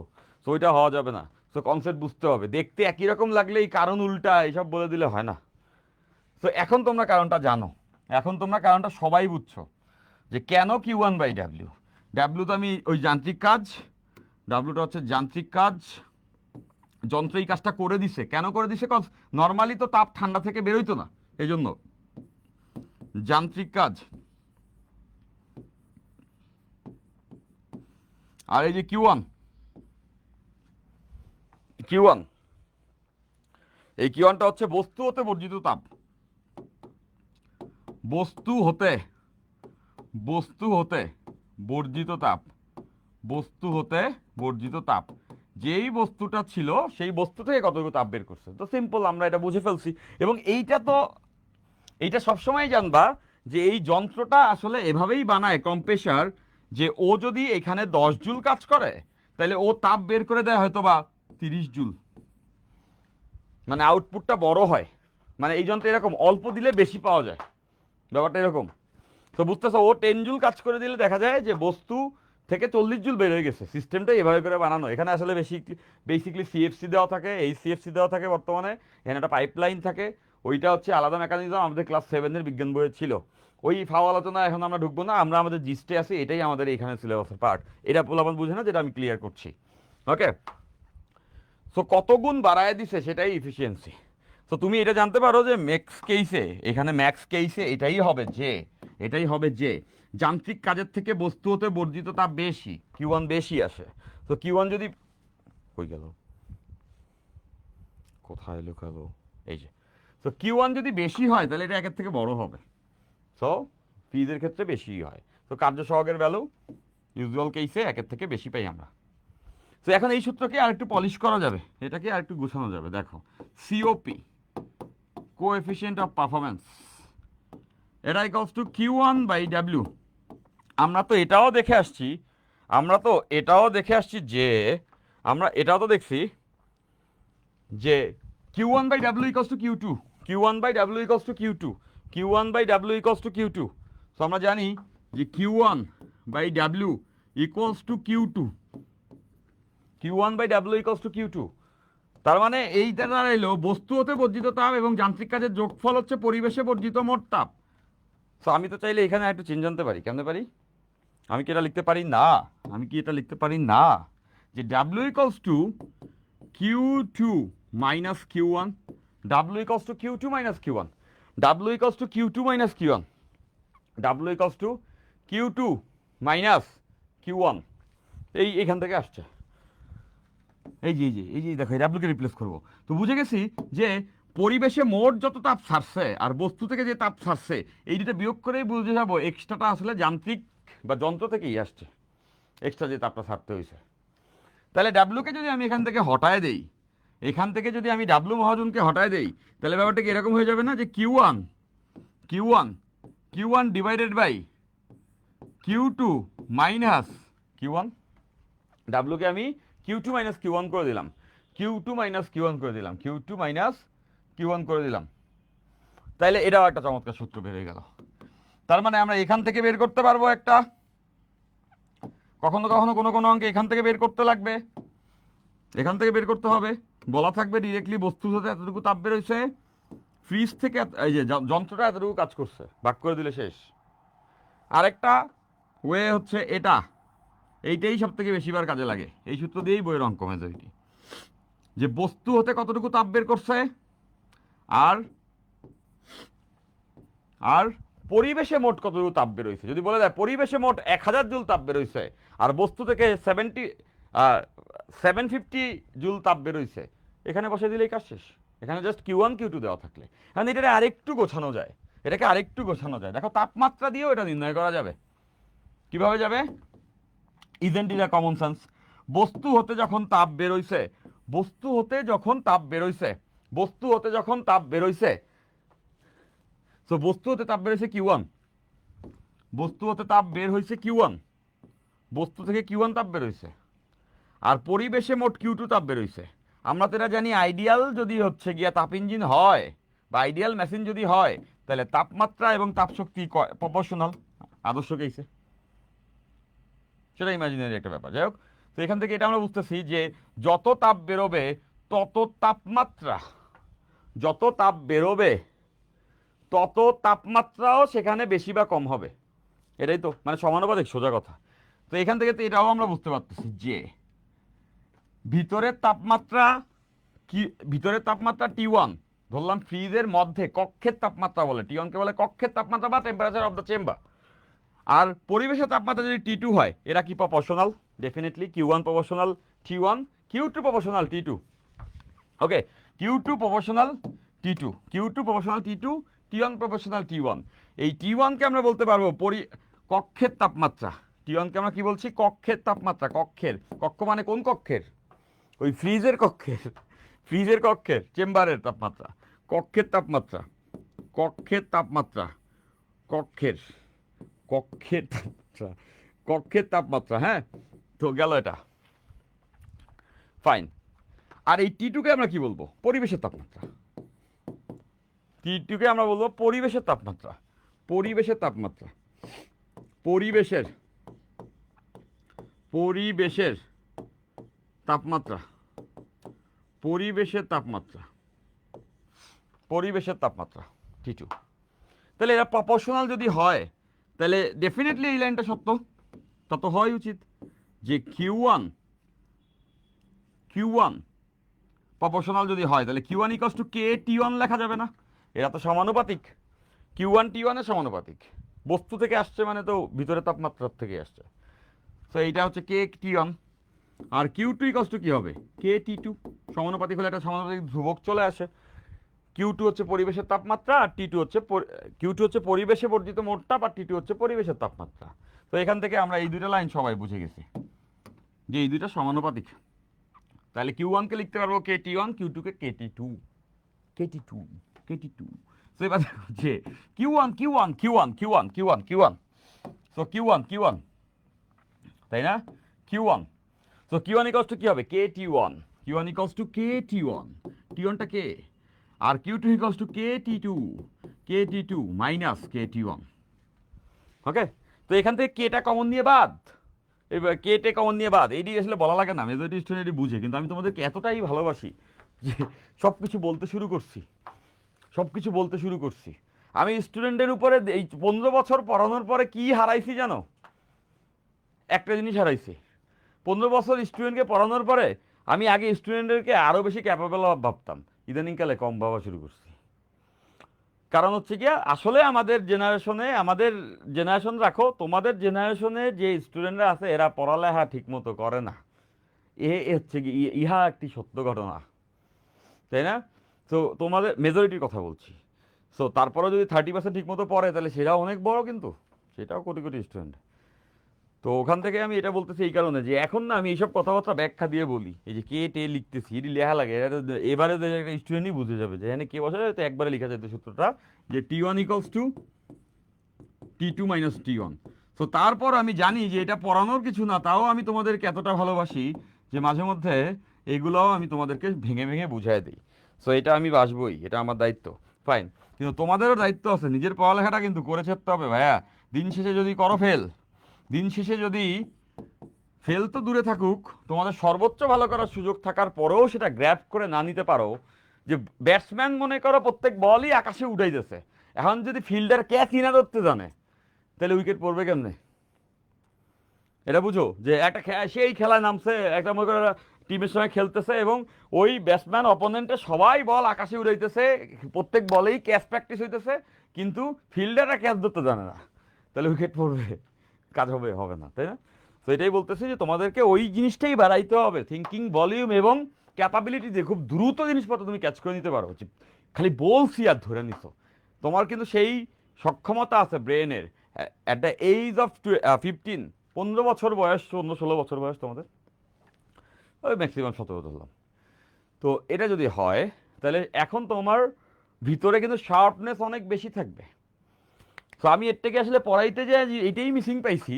আমি যেটা আসলে এক লাইনে বলে টলে শেষ করে ফেলতে চাই, পোলাপান ওইভাবে বললে মাথার উপর দিয়ে যায়। বুঝলাম না ভাই, আপনার কাছে এটা অবভিয়াস মনে হয়? আমার কাছে তো অনেক কিছু অবভিয়াস মনে হয়। আমাকে যদি ডিরেক্টলি কেউ এই সূত্রে একবারে বলে, আমি অবশ্যই ইন্টারমিডিয়েট, হ্যাঁ এটাই তো হওয়ার কথা। ভিতরের তাপমাত্রায় বুঝতেছি বুঝতেছি, ওই মাথায় এইসব এত লাইন মাইন এটি আমি একবারে বুঝে যেত। খালি আমি একা না, এরকম সংখ্যা হিউজ ছিল। ইদানিং কালে বলা মানে অনলাইন পড়াইতে গেলে এটা দেখি যে কি এমন কোশ্চেন জিজ্ঞাসা করে, আমার তখন মনে হয় হুম স্যাড, কিন্তু হাসি মুখে বলি আরে ঠিক আছে ভাইয়া, ঠিক আছে ঠিক আছে, হ্যাঁ হ্যাঁ আমি বুঝাই দিচ্ছি। তো ওরাও বুঝাই দিই। কিন্তু তোমার থেকে সত্য লুকিয়ে রাখলে কিন্তু তোমার সাফল্য আসে পড়বে না। তোমাকে যদি আমি তোমার আসলে সত্যটাকে ধরায় দিই, তাহলে তোমার হাতে যখন টাইম আছে, তখন still you have time to recover your self. So এটা তোমার প্রথম ভালো চাওয়া, এটা তোমার প্রথম ভালো চাওয়া। যদি এটাই আমি না করি, তার মানে তোমাকে আমি বলি নাই you have to run far, millions to go before you sleep, millions to go, fine. এই যে সাইমুল বলছে ক্লাস 10-এ পড়ি আর এইচএসসির ক্লাস দেখি, এই সুপার ফাস্ট। এটাই তো দরকার। আমি একই কাজ করতাম সাইমুল, ক্লাস দেখার আমার সুযোগ ছিল না, আমাদের যুগে তো ক্লাস 10-এ এই অনলাইনই ছিল না, আমার ইন্টারেও ছিল না, যাই হোক। সো ওইটা দেখার সুযোগ ছিল না, কিন্তু ক্লাস 10-এ পড়তাম, কিন্তু ওই 11-12-এর বই খাতা বাসায় ছিল। তো ওইগুলি নিয়ে মাঝে মধ্যে দেখি তো কিছু পারি কি না, আমি কি আসলে একটু পারি নাকি দেখি তো, এটা মোটিভেশন ছিল, একটু দেখতাম একটু, তাই বলে ওইটা নিয়ে বসে পড়ছি এমন না। ঘাটতাম যে ম্যাথ করতেছি, আচ্ছা ঠিক আছে 10-এর তো সবই পারি, খালি 10-এর ম্যাথ পারি এটা বললে কি খুবই কম বলে ফেলতেছি। ওই বয়সে জাজবাটাই এরকম ছিল। ম্যাথ অলিম্পিয়াড কখন হয়? ক্লাস 5 থেকে math olympiad, math olympiad is a good thing, ভালো চিন্তার প্রবলেম দেয়। তো ওইগুলো আমি সলভ করতাম। ম্যাথ অলিম্পিয়াডে যখন আসলে রিজিওনালে চ্যাম্পিয়ন হইতাম, মাথায় পতাকা বেঁধে দিত, আমি ওইখানে ওই অত আলোচনা যাচ্ছি না, যাই হোক, যে একটা ব্যাপার ছিল সেটা উজ্জীবিত করতো। তখন মনে হতো বইয়ের তো কিছু অঙ্ক, এটা পারবো না কেন, ওই তখনই আসলে বীজবপন হয়ে যায়, বইয়েটাই তো চান্স পাইতে হবে, ওখানে এর থেকে সোজা অঙ্ক আসে ভাই।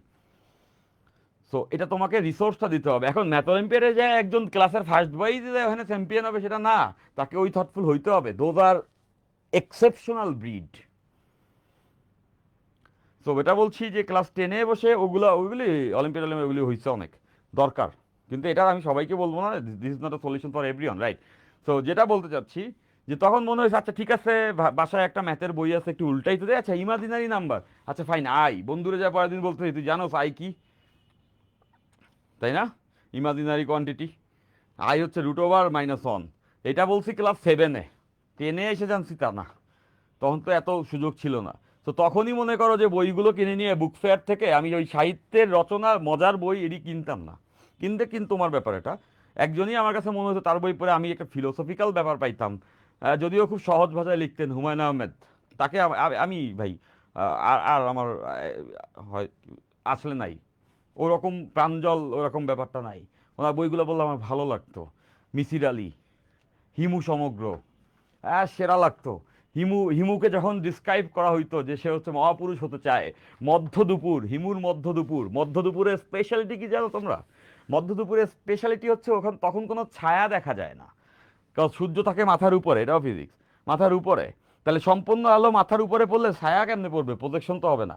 যখন সূর্য হেলে পড়বে তখন এক একটা লেন্থ অনুযায়ী প্রজেকশন পড়বে। তো মধ্য দুপুরে সবাই মহাপুরুষ। কেন? কারো ছায়া পড়ে না। মহাপুরুষদের প্রথম বৈশিষ্ট্য তাদের হচ্ছে ছায়া পড়ে না, অতি মানবীয়।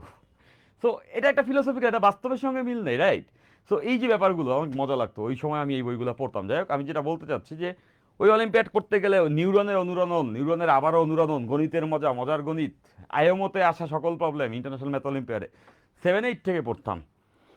তোমাকে বলছি না তোমাকে এটাই করতে হবে, বাট তোমাকে যে কোনোভাবে তোমার ইমাজিনেশন পাওয়ারকে ওই জায়গায় নিতে হবে। That was math for me. তো টেনে উঠতে উঠতে ইন্টারমিডিয়েটের বহুত কিছু পারিবে। যে জায়গাতে তুমি আসো সেই জায়গার সঙ্গে তারা যা পারে অতটুকু পারলে তুমি কখনো বাংলাদেশের মতো কান্ট্রিতে এটা চিন্তা করতে পারবা না যে তুমি টপ টিয়ার হবা। তোমাকে তাদের থেকে ডেফিনেটলি বেশি জানতে হবে। এখন তুমি সেটা কিভাবে জানবা আমি জানি না, তোমাকে সেটা করে দেখাইতে হবে। আর তুমি যদি তুমি ক্যাপাবল হও তাহলে তুমি সেটা করতে পারবা, নাহলে তুমি পারবা না। That's the reality. তো ওইখানে আমি তোমাদেরকে বলছি যে that is only the proper concept and your dedication, nothing else.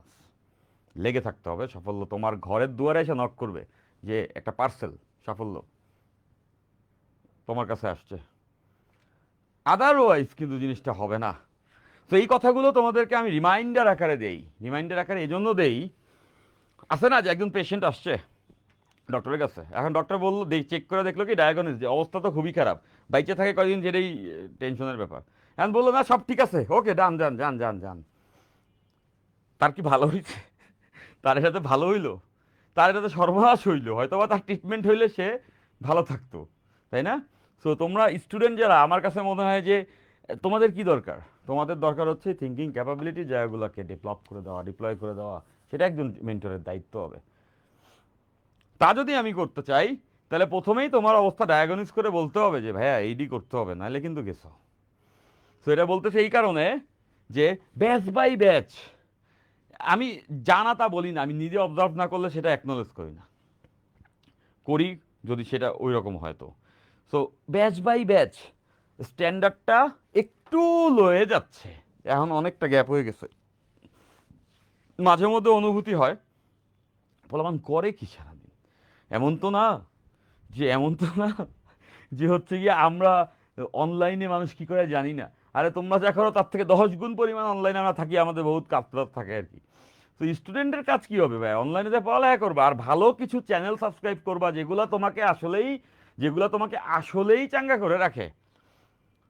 মানে হঠাৎ করে একটা নিউজ চ্যানেল ফেক নিউজ দিয়া ভরা, সকালে একটা গল্প বিকালে একটা গল্প হচ্ছে কি দিতেছে মিলিয়নস অফ ভিউ, ভাই ওইটি দেখো না।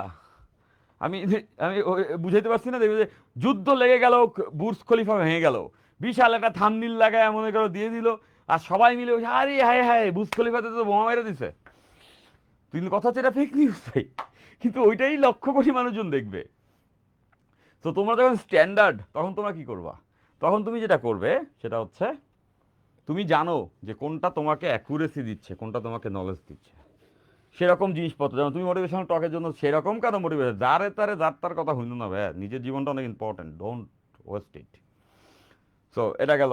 তো এইভাবে করে তোমাকে বুঝতে হবে যে সোর্সটা কোথায়। তো সেই গুণটা যদি স্টুডেন্টের থাকে যে আচ্ছা আমার অবস্থান তো এই জায়গায়, তার মানে সময় বাকি আছে, নিয়াজ ভাই বললো 12 মাস, নিয়াজ ভাই বললো তার মানে তো ঠিক এটাই না। আচ্ছা খুলে দেখি যে হ্যাঁ তাই তো, প্রবাবেল ডেট তো এই মাসে আমাদের এত তারিখে পরীক্ষা হবে। তো আমি তো দেখলাম বই মিলায় পরীক্ষা দিয়ে যে আমি পারি না। তো ভাই তো ঠিকই বলছে, তিতা হইলেও সত্য কথা বলছে যে ভাইয়া 12 মাস টাইম আছে, সিরিয়াস হও। এটাই যদি আমি তোমাকে না বলতাম তাহলে তুমি যা বলতা যে ভাই একদিন খালি বলতেন কষ্ট করতে হবে। সবসময় হাসি মুখে তোমাদেরকে গুড মেসেজ দেওয়াটা যদি আসলে দায়িত্ব হয় তাহলে সেটা দায়িত্ব না। তোমাদেরকে রিয়েল অবস্থানটা বলতেছি আমি। অনেক অনেক অনেক পরিশ্রম করতে হবে। স্বপ্নটা তুমি সর্বোচ্চ দেখো, সেটা সফল করার জন্য পরিশ্রমটা সর্বোচ্চই হবে। সো কেয়ারফুল, কেয়ারফুল, ওকে? সেলিব্রেট করতেছো স্টাডি, দ্যাটস সামথিং। সেলিব্রেট করতেছো with effective knowledge, this is something fine. তো আমরা এই ইনফরমেশন পেয়ে গেছি।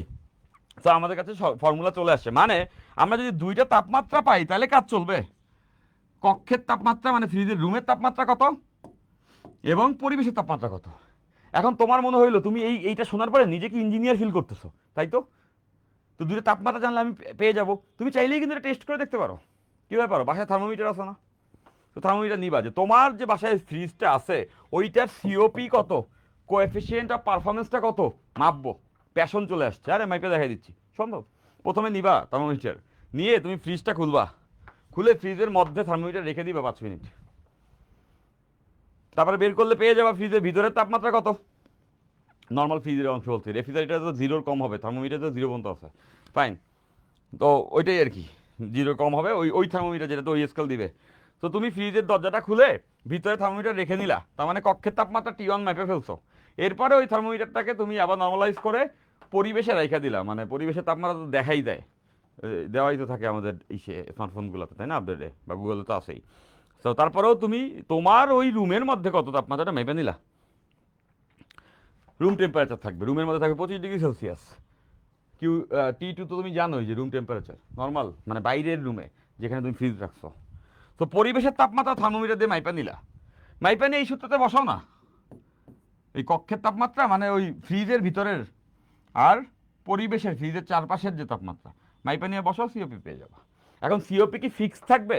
ফিক্স থাকবে না সিওপি। নিউজিল্যান্ডের একটা ফ্রিজ আর বাংলাদেশের একটা ফ্রিজের মধ্যে সিওপি একই ফ্রিজ হইলেও আলাদা হবে। একটা ফ্রিজ আছে যেটা সে নিউজিল্যান্ড অনেক ভালো ফ্রিজ বানায়, এই জন্য বলছি, ওখানে ইউজ হইতো। ওই সেম ফ্রিজে তুমি বাংলাদেশে আসলে সিওপি চেঞ্জ হয়ে যাবে। কেন হবে? এই যে পরিবেশের তাপমাত্রার উপরে কিন্তু ডিপেন্ডেন্ট, রাইট? এই টার্মটা পরিবেশের তাপমাত্রার উপরে ডিপেন্ডেন্ট। তার মানে তুমি বুঝতে পারতেছো নিউজিল্যান্ডের তাপমাত্রা পরিবেশের কত ছিল সেই অনুযায়ী সিওপি সেট হয়েছে, বাংলাদেশে যতটুকু তাপমাত্রা সেই অনুযায়ী সিওপি সেট হবে। নিশ্চয়ই সবাই এটা বুঝতে পারছো, তাই না? আবার শীতকালে পরিবেশের তাপমাত্রা যা হবে গ্রীষ্মকালে তা হবে না, মানে সিজন অনুযায়ী আমাদের ফ্রিজের পারফরমেন্স সব কিন্তু ডিফারেন্ট ডিফারেন্ট হবে। তাহলে আমরা এটা সবাই বুঝে ফেলছি। এবার চলো আমরা হচ্ছে গিয়ে ফ্রিজে একটা অঙ্ক করে ফেলে হবে, বইয়ে একটা চারটা অঙ্কই আছে, কিন্তু ওই অঙ্কগুলাই খুব সোজা, আমরা কয়েকটা ভালো অঙ্ক করে দেখি। আচ্ছা, তো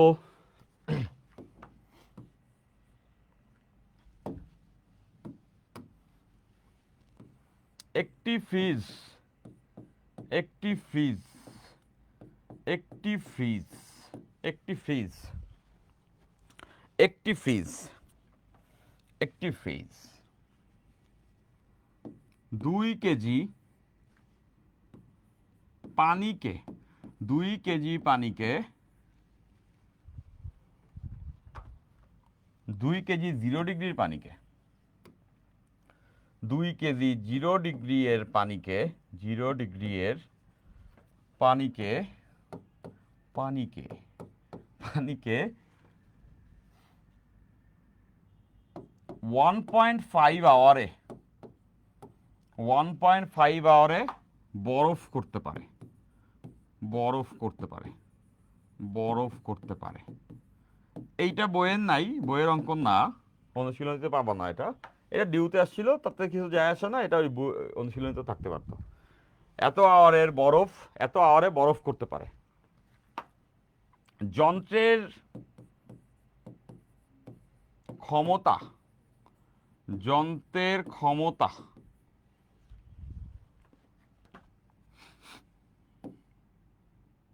1000 ওয়াট হলে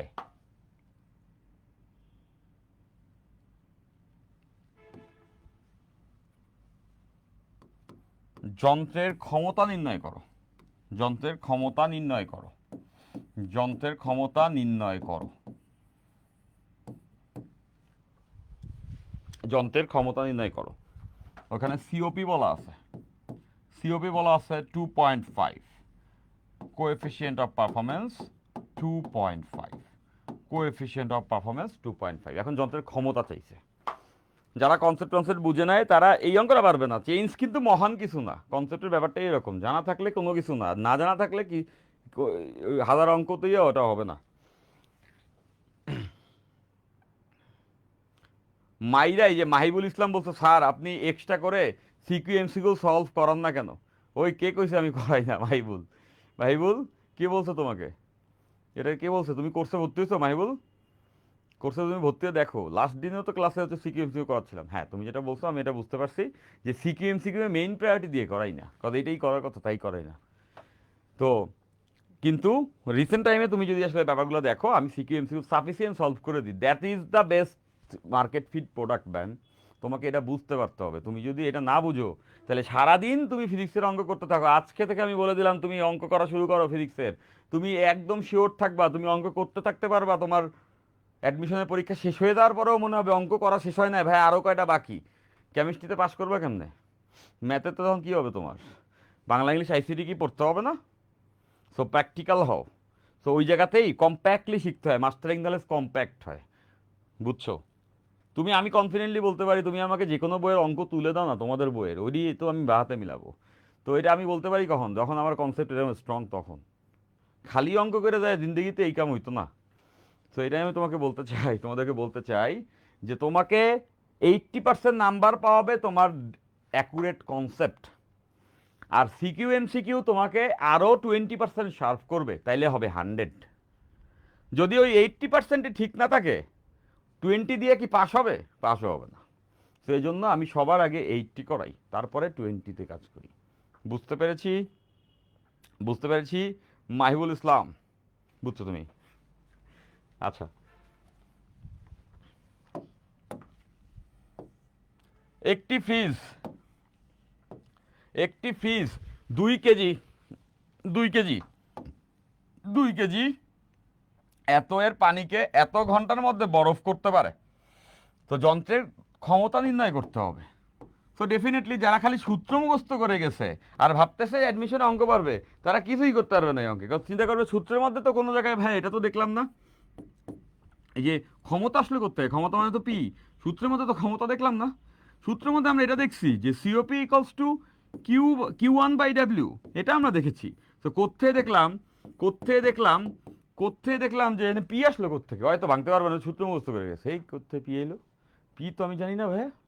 একটা গান আমি দেখি মাঝে, একটা মিম আকারে চলে না, ওই যে একটা হিন্দি মুভির একটা ক্লিপ পুরোনো দিনের, যে টিচারকে জিজ্ঞাসা করতেছি স্কুলের স্টুডেন্ট যে আপনি যা যা কিছু আমাদেরকে পড়াইছেন তা তো কোনো জায়গায় নজরেই বললো না, প্রশ্ন তো রাখেন, কোনো জায়গায় আইলোই না এডি।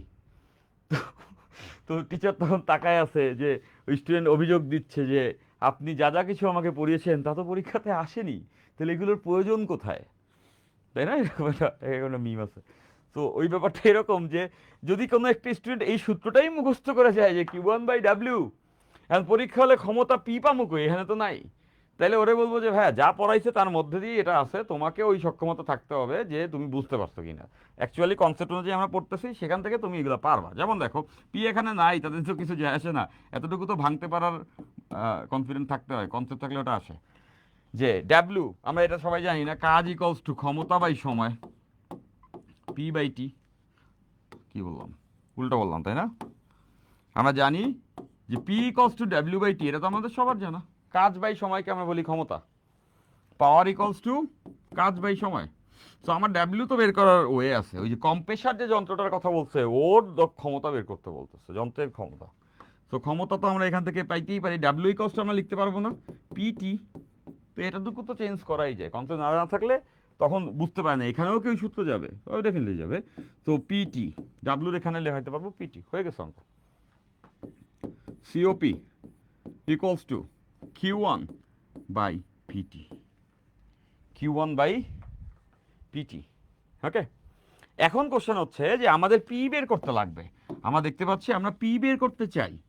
এখন সিওপি তো অঙ্কে দেওয়া 2.5, ওই যন্ত্রটার ফ্রিজের সময়ও তো অঙ্কে বলে দিছে। কতটুকু সময় লাগছে বরফ গলাইতে? 1.5 ঘন্টা, 1.5 ঘন্টা লাগছে। তো আমার টাইমের ভ্যালু 1.5 ঘন্টা, 1.5, 1.5 1.5 ঘন্টা। তার মানে এটাকে আমাদের সেকেন্ডে কনভার্ট করতে হবে। তো 1 ঘন্টায় কত সেকেন্ড? 3600 সেকেন্ড। আমরা জানি 1 ঘন্টায় 3600 সেকেন্ড। তাহলে আমরা সেকেন্ডে বসাইলাম। তাহলে আননোন ফ্যাক্টর জাস্ট একটাই, এখানে আমাদেরকে এবার Q1 এর ভ্যালু বসাইতে হবে। Q1 এর ভ্যালু যদি আমরা এখানে বসাতে পারি, তাহলে দেখো সমীকরণ থেকে আমরা P পেয়ে যাব, যাকে আমরা চাই। আমরা চাই হচ্ছে ওই ক্ষমতা বের করতে। তাহলে Q1 লাগবে। Q1 কি ছিল? আমি পরিচয় দিয়েছিলাম। Q1 এর পরিচয় হচ্ছে বস্তু থেকে বর্জিত তাপ। Q1 হচ্ছে বস্তু হতে বর্জিত তাপ। Q1 বস্তু হতে, বস্তু হতে বর্জিত তাপ, বস্তু হতে বর্জিত তাপ, বস্তু হতে বর্জিত তাপ। তো এখানে বস্তুটাকে পানি, পানির থেকে তাপ বের করে বানাইছে বরফ। তো আমরা এটা বুঝে ফেলেছি যে ফাইন, যে এখানে আমাদের কাছে পানি আছে 2 কেজি। এখন 2 কেজি পানিকে যখন তুমি বরফ বানাবা, ফ্রিজের মধ্যেই তো পানিটা রাখছো, পানির থেকেই তো তাপ বের করতে হবে। তো পানি থেকে কতটুকু তাপ বের করে নিয়ে আসতে হবে? পানিকে বরফ বানানোর জন্য কতটুকু তাপ বের করতে হয় এই সূত্র সবাই জানি 9-10 থেকে, MLF বরফ গলনের সুপ্ত তাপ।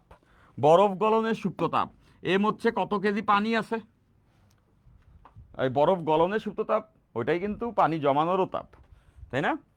তো এবার দেখো যে এম কেজি পানি আছে যেটা হচ্ছে 2 কেজি, আর এলএফ এর ভ্যালু আমরা জানি। এলএফ কি? ওই যে সুপ্ত তাপ, সুপ্ত তাপ latent heat of fusion, right? গলনের সুপ্ত তাপ। সেই যে গলনের সুপ্ত তাপ এটা কত থাকে? 336,000 জুল পার কেজি। এটা আমরা সবাই জানি, এত joule per KG. 336,000 joule per KG, 336,000 joule per KG, 336,000 joule per KG. 9-10 থেকে জানো। তাহলে দেখো এখান থেকে আমরা পেয়ে যাব Q1 এর ভ্যালু কত। Q1 এর ভ্যালু কত? Q1 এর ভ্যালু কত? Q1 এর ভ্যালু কত? Q1 এর ভ্যালু কত? যেটা হচ্ছে 672,000 এত জুল। তাহলে বস্তু হতে বর্জিত তাপ, বস্তু তো পানি, পানি থেকে তাপ বের করে দিছে, ওটা বরফ হয়ে গেছে। তো Q1 আমরা পেয়ে গেলাম, এখানে আমরা Q1 পেয়ে গেছি। Q1 এর ভ্যালু হচ্ছে 672,000 এই যে এই যে এই যে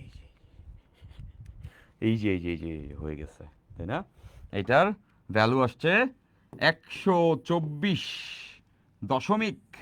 124.44 পাওয়ার বের করছি আমরা, তাই না? আমরা বের করেছি পাওয়ার। এটাকে সলভ করার মাধ্যমে আমরা কি পেয়ে গেছি? এটাকে সলভ করার মাধ্যমে আমরা পাওয়ার বের করতে পারছি। তো আমি পাওয়ারটা যদি এখান থেকে বের করি তাহলে এটার আনসারটা এটা হবে। দেখো এই যে এই যে এই যে হয়েছে, কই গেল? 672,000 divided by 1.5 into 3600 into 2.5. Okay. এটার ভ্যালু আসবে 49.78 ওয়াট। এইটা হচ্ছে আনসার। ওকে, তাহলে দেখো এইটা আমারই কোনো অঙ্ক না, বাট কনসেপচুয়ালি কারেক্ট না থাকলে তা আবার পারবাও না, এটা ঝামেলা। ওকে 2.5, এটা ওখানে হচ্ছে 2.5 ইন্টু, ঠিক আছে, এটাই এটাই আনসার। ওকে, সো ডান। সো আমরা কনসেপ্টে যে জায়গাটা আছে রেফ্রিজারেটর সব পড়ে ফেলছি। আমাদের প্রবলেম সলভিং ক্লাসে আমরা এইটার উপরে বেশ কয়েকটা অঙ্ক পেয়ে যাব, ঠিক আছে? সো অলরেডি 1.5 ঘন্টা প্লাস হয়ে গেছে। সো আমরা নেক্সট ক্লাসে, এরপরে নেক্সট ক্লাসে ওই যে একটা পার্ট কিন্তু বাকি আছে, সেটা কি বলো তো? সেটা হচ্ছে কার্নো যে যন্ত্রটা আছে, দেখি আজকে এটা হোম টাস্ক দিই। বলাপান হচ্ছে কি এইটা দেখি, এটা নোট যারা দিচ্ছ নোটের সঙ্গে যদি পারো তাহলে এটা অ্যাড করো, না পারলে তো আর অ্যাড করবো না ওখানে। দেখি তো এই কাজটা কে করতে পারো, যে আয়তন এবং চাপের কার্নোচক্রের গ্রাফ দেওয়া আছে, কার্নোচক্রের গ্রাফ দেওয়া আছে, পারবা? যারা আর্কাইভ ক্লাস করছো, কোর্সে যুক্ত হয়ে, তারা পারবা, কারণ ওখানে আমি করাইছি এটা। ফাইন। এই বিন্দুর চাপায়তন PA VA দেওয়া আছে, এই বিন্দুর চাপায়তন PB VB দেওয়া আছে, খুব ইজিলি পারা উচিত তোমাদের এটা। PC VC দেওয়া আছে, PD VD দেওয়া আছে। এখন বের করো তো এখানে কৃত কাজ কত। এই প্রত্যেকটা ভ্যালু দেওয়া আছে, এইগুলোর মাধ্যমেই তুমি বের করে দেখাবা কৃত কাজ কত। এইটা তোমাদেরকে ফুড ফর থট, কৃত কাজ কত বের করো, দেওয়া হলো। আর এখানে গামাটা বলা আছে, গামার ভ্যালু গামা, মানে এই সাইনের মাধ্যমেই তুমি সূত্রটা বের করো কাজের। এটা করবা SW, এই নির্ঘাত বুয়েটিয়ান। হ্যাঁ, এখনই যারা পারবা, আমার ক্লাস দেখে যারা যারা কোর্সে যুক্ত হইছো, আর্কাইভে যাবা, যায় তো আমার এই ক্লাস দেখে পারবা, সেটাও পজিটিভ। সে পারা তো পারাই, দেখে পারছে মানে শিখে তারপরে পারছে, সেটাকেও আমি পজিটিভ ধরবো। আর যারা আসলে আমার ওই ক্লাস না করেই পারবা, সেরা ভাই, নির্ঘাত বুয়েটিয়ান, তাই না? সো এইটারই পরের ভার্সনটা আর একটু টাফ, যে এখানে বিন্দু দেওয়া থাকবে একটা পূর্ণাঙ্গ, আর যে কোনো দুইটা বিন্দুর একটা করে কোঅর্ডিনেট দেওয়া থাকবে, তাও বের করা যাবে। আমি যেটা বেশি বাড়াই দিছি, সোজা করে দিছি। এইটা SW, নেক্সট ক্লাসে আমরা ওই হার্ডের যেটা আমি মুখে বলতেছি হয়তো বা তোমরা এখন বুঝতেছো না, ওটাও করাবো। এইটা করে বের করবা, নোটের সঙ্গে এটা দিবা। এখন ঘটনা করবে, ভাই আজকে একটা অঙ্ক দিছে আমাদেরকে করতে, নোট তো করি, এটা তো আমি পারি না, এই জন্য নোটই দিলাম না। এটা করতে হবে না, মানে এটা এক্সট্রা। যদি পারো তাহলে নোটের লাস্ট পিসটা এটা অ্যাড করো, আর যদি না পারো তাহলে তুমি যতটুকু আমাদের নোট করো অতটুকু করেই সাবমিট করো। দোয়া করবেন ভাই আমাদের জন্য, তোমাদের প্রত্যেকটা স্টুডেন্টের জন্য মন থেকে ভাইয়া প্রচন্ড দোয়া। না আমার কাছে যখন কেউ দোয়া চায় তখন আমার মনে হয় আরে পাগল, দোয়া তো সবসময় থাকেই, দোয়া তো সবসময় থাকে। দোয়া মানে কি গুডউইল, কারো প্রতি যদি আসলে সদ ইচ্ছা থাকে, তার ভালোটা যদি কেউ গুড উইশার্স, কারো যদি কেউ হয় অরিজিনালি, তার মন থেকে দোয়াটা সবসময় থাকে। So as a teacher definitely তোমাদের সবার জন্য দোয়া থাকবে। এবং দোয়ায় কিন্তু আসলে কাজ হবে না, কাজ হবে তোমার পরিশ্রমের। এই কথাটা খুবই সুন্দর যে আল্লাহ তাআলা বলতেছেন সূরার ভিতরে যে বান্দা কি যা চায় তা পায়, তারপরেই তিনি বলতেছেন বান্দা ঠিক তাই পায় যা সে চেষ্টা করে। তো বুঝতেছো, তোমার প্রতি দোয়া থাকলে তোমার ভালো, তোমার প্রতি ওয়েল উইশেস থাকলো, বাট তোমরা যদি পরিশ্রমী এবং চেষ্টাশীল হও তাহলে তুমি লাইফে যা যা চাও তাই পাবা। এটাই বড় দোয়া, সবাইকে বলবো চেষ্টাশীল হবো, পরিশ্রমী হবো। ওকে ফাইন, সো সোফা টেক কেয়ার, আল্লাহ হাফেজ, love you, bye bye bye bye bye bye bye, tata.